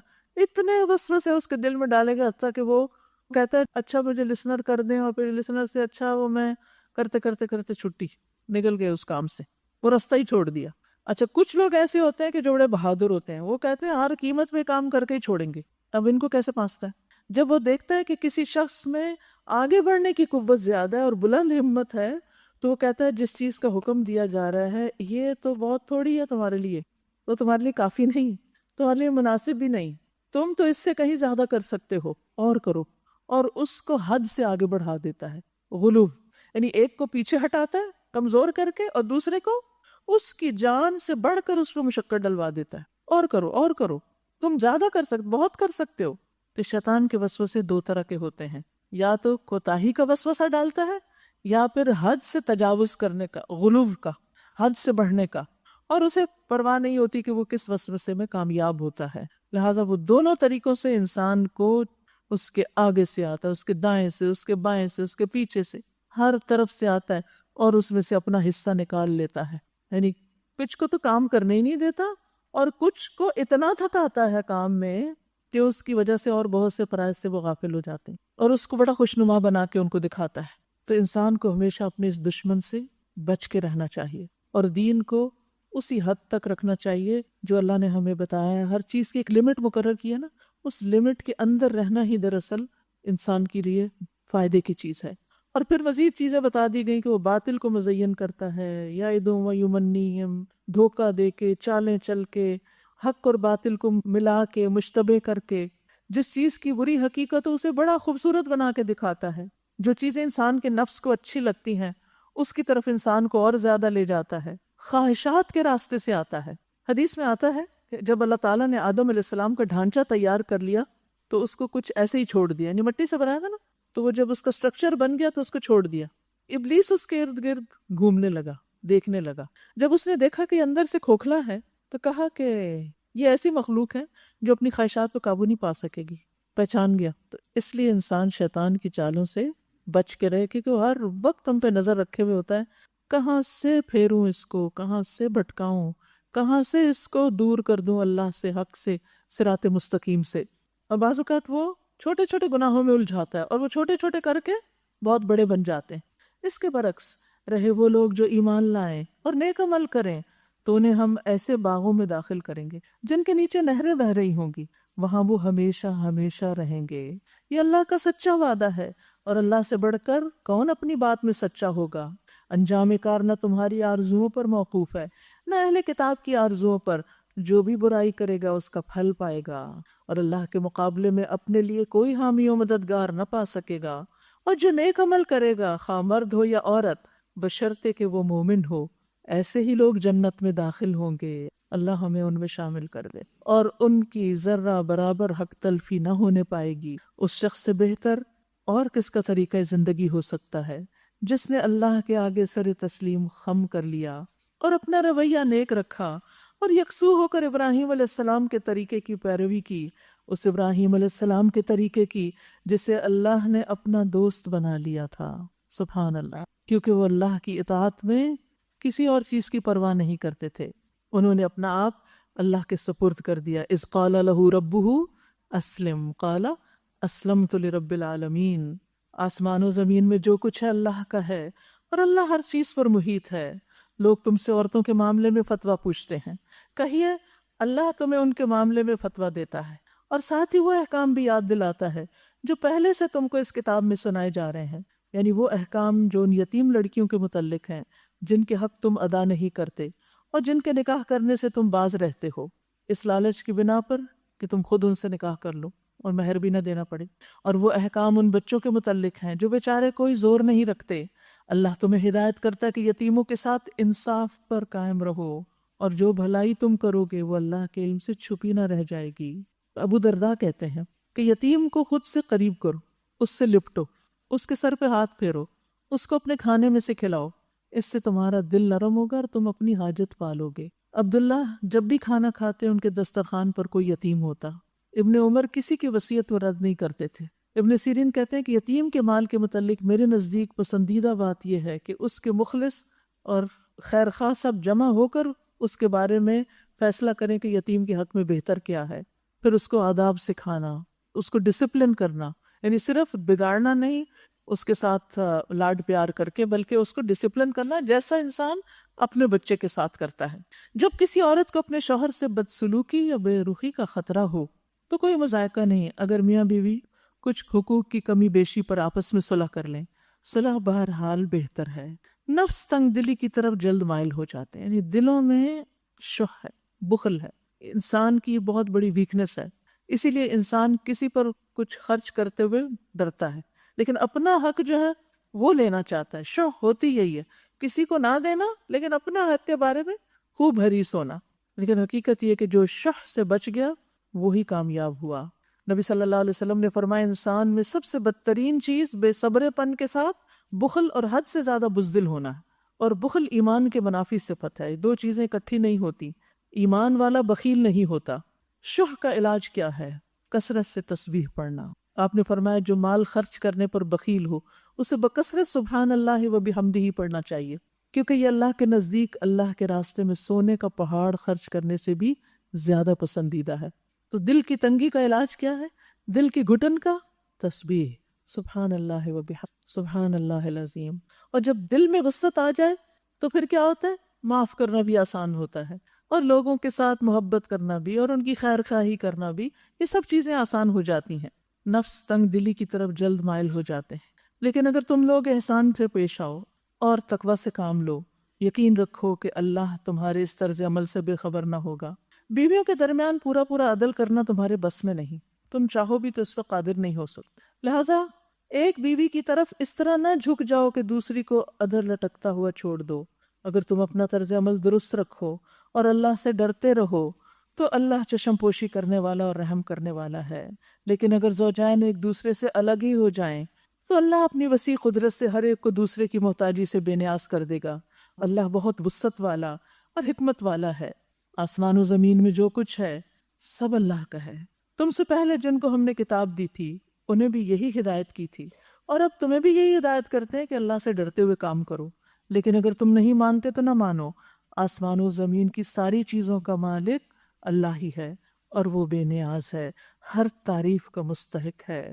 ہاں، اللہ ہی مالک ہے ان سب چیزوں کا جو آسمانوں میں ہیں اور جو زمین میں ہیں، اور کارسازی کے لیے بس وہی کافی ہے۔ اگر وہ چاہے تو تم لوگوں کو ہٹا کر تمہاری جگہ دوسروں کو لے آئے، وہ اس کی پوری قدرت رکھتا ہے۔ جو شخص محض ثواب دنیا کا طالب ہو اسے معلوم ہونا چاہیے کہ اللہ کے پاس دنیا کا ثواب بھی ہے اور آخرت کا بھی۔ اللہ سمیع و بصیر ہے۔ رسول اللہ صلی اللہ علیہ وسلم نے فرمایا، جو اپنی فکر آخرت کو بنا لیتا ہے اللہ اس کے لیے اس کے سارے امور جمع کر دیتا ہے، یعنی اس کے کام بکھرے ہوئے نہیں پھر رہتے، اور اس کے دل کو بے نیازی عطا کرتا ہے۔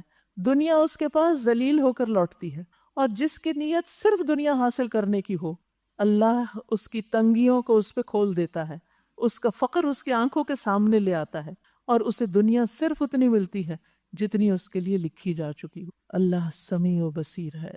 اے لوگو جو ایمان لائے ہو، انصاف کے علمبردار اور اللہ واسطے کے گواہ بنو، اگرچہ تمہارے انصاف اور تمہاری گواہی کی زد خود تمہاری اپنی ذات پر یا تمہارے والدین اور رشتہ داروں پر ہی کیوں نہ پڑتی ہو۔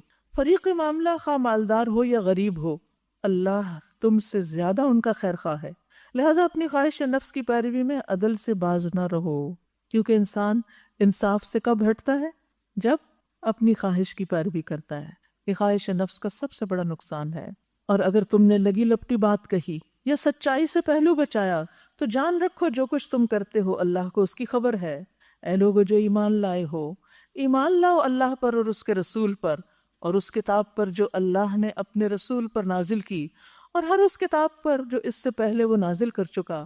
جس نے اللہ اور اس کے ملائکہ اور اس کی کتابوں اور اس کے رسولوں اور روز آخرت کا انکار کیا، وہ گمراہی میں بھٹک کر بہت دور نکل گیا۔ رہے وہ لوگ جو ایمان لائے پھر کفر کیا، پھر ایمان لائے پھر کفر کیا، پھر اپنے کفر میں بڑھتے چلے گئے، تو اللہ ان کو ہرگز معاف نہ کرے گا اور نہ کبھی ان کو سیدھا راستہ دکھائے گا۔ استغفر اللہ۔ اور جو منافق اہل ایمان کو چھوڑ کر کافروں کو اپنا دوست بناتے ہیں، انہیں یہ خوشخبری سنا دو کہ ان کے لیے دردناک سزا تیار ہے۔ کیا یہ لوگ عزت کی طلب میں ان کے پاس جاتے ہیں؟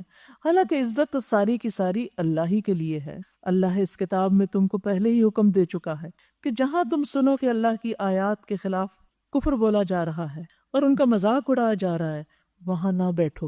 ہوتا نا بعض اوقات لوگ بیٹھ کر دین پر اعتراض شروع کر دیتے ہیں اور اللہ اور اس کے رسول کے خلاف باتیں شروع کر دیتے ہیں۔ ایسی مجلس سے اٹھ جانا چاہیے جب تک وہ لوگ کسی دوسری بات میں نہ لگ جائیں۔ اب اگر تم ایسا کرتے ہو تو تم بھی انہی کی طرح ہو، اگر بیٹھ کے چپ کر کے وہاں سنتے رہتے ہو تو تم بھی شامل ہو۔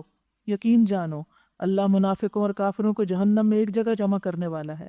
یہ منافق تمہارے معاملے میں انتظار کر رہے ہیں، اگر اللہ کی طرف سے فتح تمہاری ہوئی تو آ کے کہیں گے کیا ہم تمہارے ساتھ نہ تھے، کیونکہ دنیا ہی ان کا مطمع نظر ہے، لہٰذا اگر تمہیں دنیا ملی تو تمہارے دوست بن جائیں گے، اور اگر کافروں کا پلہ بھاری رہا تو ان سے کہیں گے کیا ہم تمہارے خلاف لڑنے پہ قادر نہ تھے، پھر بھی ہم نے تمہیں مسلمانوں سے بچا لیا۔ بس اللہ ہی تمہارے اور ان کے معاملے کا فیصلہ قیامت کے روز کرے گا، اور اس فیصلے میں اللہ نے کافروں کے لیے مسلمانوں پر غالب آنے کی ہرگز کوئی سبیل نہیں رکھی۔ ان المنافقین یخادعون اللہ وہو خادعہم، یہ منافق اللہ کے ساتھ دھوکہ بازی کر رہے ہیں، حالانکہ در حقیقت اللہ ہی نے انہیں دھوکے میں ڈال رکھا ہے۔ جب یہ نماز کے لیے اٹھتے ہیں تو سستی کے مارے محض لوگوں کو دکھانے کے لیے اٹھتے ہیں کہ لوگ کہیں گے انہوں نے نماز ہی نہیں پڑھی، اور اللہ کو کم یاد کرتے ہیں۔ اللہ اکبر۔ منافق کی نماز کیا ہے؟ جس میں وہ اللہ کو نہیں یاد کرتا، بس مجبوری کے مارے وہ صرف زبان سے ہی اللہ اللہ کرتے ہیں، ان کا دل اللہ کی طرف نہیں ہوتا۔ آپ صلی اللہ علیہ وسلم نے فرمایا جب تم میں سے کوئی نماز پڑھنے کے لیے کھڑا ہوتا ہے تو وہ کھڑا اپنے رب سے سرگوشی کر رہا ہوتا ہے، چاہیے کہ وہ دیکھے کہ وہ اس سے کیسے سرگوشی کر رہا ہے۔ کتنا مشکل ہے یہ کہ نماز میں ہم اپنے آپ پر مکمل چیک رکھیں، پھر پھسل جاتے ہیں، پھر بھول جاتے ہیں، پھر ادھر پھر ادھر۔ تو مومن کی صفت کیا ہے کہ وہ اپنی نمازوں میں خشوع اختیار کرتے ہیں، اور منافق کی کیا ہے کہ وہ نمازوں میں کم ہی اللہ کو یاد کرتے ہیں۔ کفر اور ایمان کے درمیان ڈاواں ڈول ہے، نہ پورے اس طرف نہ پورے اس طرف، کیونکہ وہ دنیا کے بندے ہیں، دنیا کے محبت میں گرفتار ہے، کسی کے بھی وفادار نہیں۔ جسے اللہ نے بھٹکا دیا ہو اس کے لیے تم کوئی راستہ نہیں پا سکتے۔ اے لوگو جو ایمان لائے ہو، مومنوں کو چھوڑ کر کافروں کو اپنا رفیق نہ بناؤ۔ کیا تم چاہتے ہو کہ اللہ کو اپنے خلاف صریح حجت دے دو؟ یقین جانو منافق جہنم کے سب سے نچلے گڑھے میں جائیں گے، اور تم کسی کو ان کا مددگار نہ پاؤ گے، البتہ جو ان میں سے توبہ کر لیں اور اپنے طرز عمل کی اصلاح کر لیں اور اللہ کو مضبوطی سے تھام لیں اور اپنے دین کو اللہ کے لیے خالص کریں، یعنی دکھاوے وغیرہ سے پرہیز کریں، سب کام اللہ ہی کی خاطر کریں۔ ایسے لوگ مومنوں کے ساتھ ہیں اور اللہ مومنوں کو ضرور اجر عظیم عطا کرے گا۔ یاد رکھیے بار بار اس صورت میں اور اس بارے میں منافقین کا ذکر ہوا، تو آج کی دعا میں یہ دعا شامل کر لیں کہ اللہ تعالی ہمیں نفاق سے بچائے۔ آخر اللہ کو کیا پڑی ہے کہ تمہیں خواہ سزا دے اگر تم شکر گزار بندے بنے رہو، یعنی جو شکر ادا کرے گا وہ اللہ کی سزا سے بچ جائے گا۔ کتنی خوبصورت ہے شکر کی صفت۔ اور ایمان کی روش پر چلو، اللہ بڑا قدردان ہے، وَكَانَ اللَّهُ شَاكِرًا عَلِيمًا، اور اللہ سب کے حال سے واقف بھی ہے۔ یعنی یہاں اللہ سبحانہ تعالیٰ نے شکر کو ایمان سے پہلے ذکر کیا ہے، کیونکہ بندہ نعمتوں کو دیکھ کر شکر کرتا ہے اور پھر ان نعمتوں کے ذریعے اللہ تک پہنچتا ہے۔ یعنی جب آپ کچھ کھاتے ہیں، پیتے ہیں، کچھ دیکھتے ہیں تو پھر کیا آتا ہے؟ شکر کا جذبہ، پھر آپ کو دینے والا یاد آتا ہے، پھر انعام کرنے والی ہستی یاد آتی ہے۔ تو شکر کرنا ایمان لانے کا سبب ہے، ایمان کو مضبوط کرنے کا سبب ہے۔ اللہ سبحانہ وتعالی ہم سب کو شکر گزار بنائے۔ اللہم اجعلنی لک شکارا لک ذکارا لک رہابا۔ اللہ تعالی ہم سب کو بہترین ایمان عطا کرے۔ ہر روز اس سیشن کے بعد ہم اپنے ایمان کا جائزہ لیں، اللہ سبحانہ وتعالی اس میں اضافہ فرما دے۔ آج ہم نے رسول اللہ صلی اللہ علیہ وسلم کی اطاعت کی بات بھی پڑھی۔ یہ ایک چھوٹی سی کتاب ہے محمد صلی اللہ علیہ وسلم کے معمولات اور معاملات، کہ آپ کا دن رات کیسے ہوتا تھا، آپ لوگوں سے معاملہ کیسے کرتے تھے۔ اس کے چھوٹے چھوٹے حصے کو پڑھ کے اپنا جائزہ لے کے ان چیزوں کو اپنے اندر ڈالنے کی کوشش کریں۔ اسی طرح تیمم کے بارے میں بھی ہم نے پڑھا، تو تیمم پہ ایک چھوٹا سا پمفلٹ ہے، کسی کو بھی اگر تیمم کے بارے میں کچھ شک شبہ ہو تو اس میں تھوڑی سی السٹریشنز بھی ہیں، اس میں آپ خود بھی اور دوسروں کو بھی سکھا سکتے ہیں۔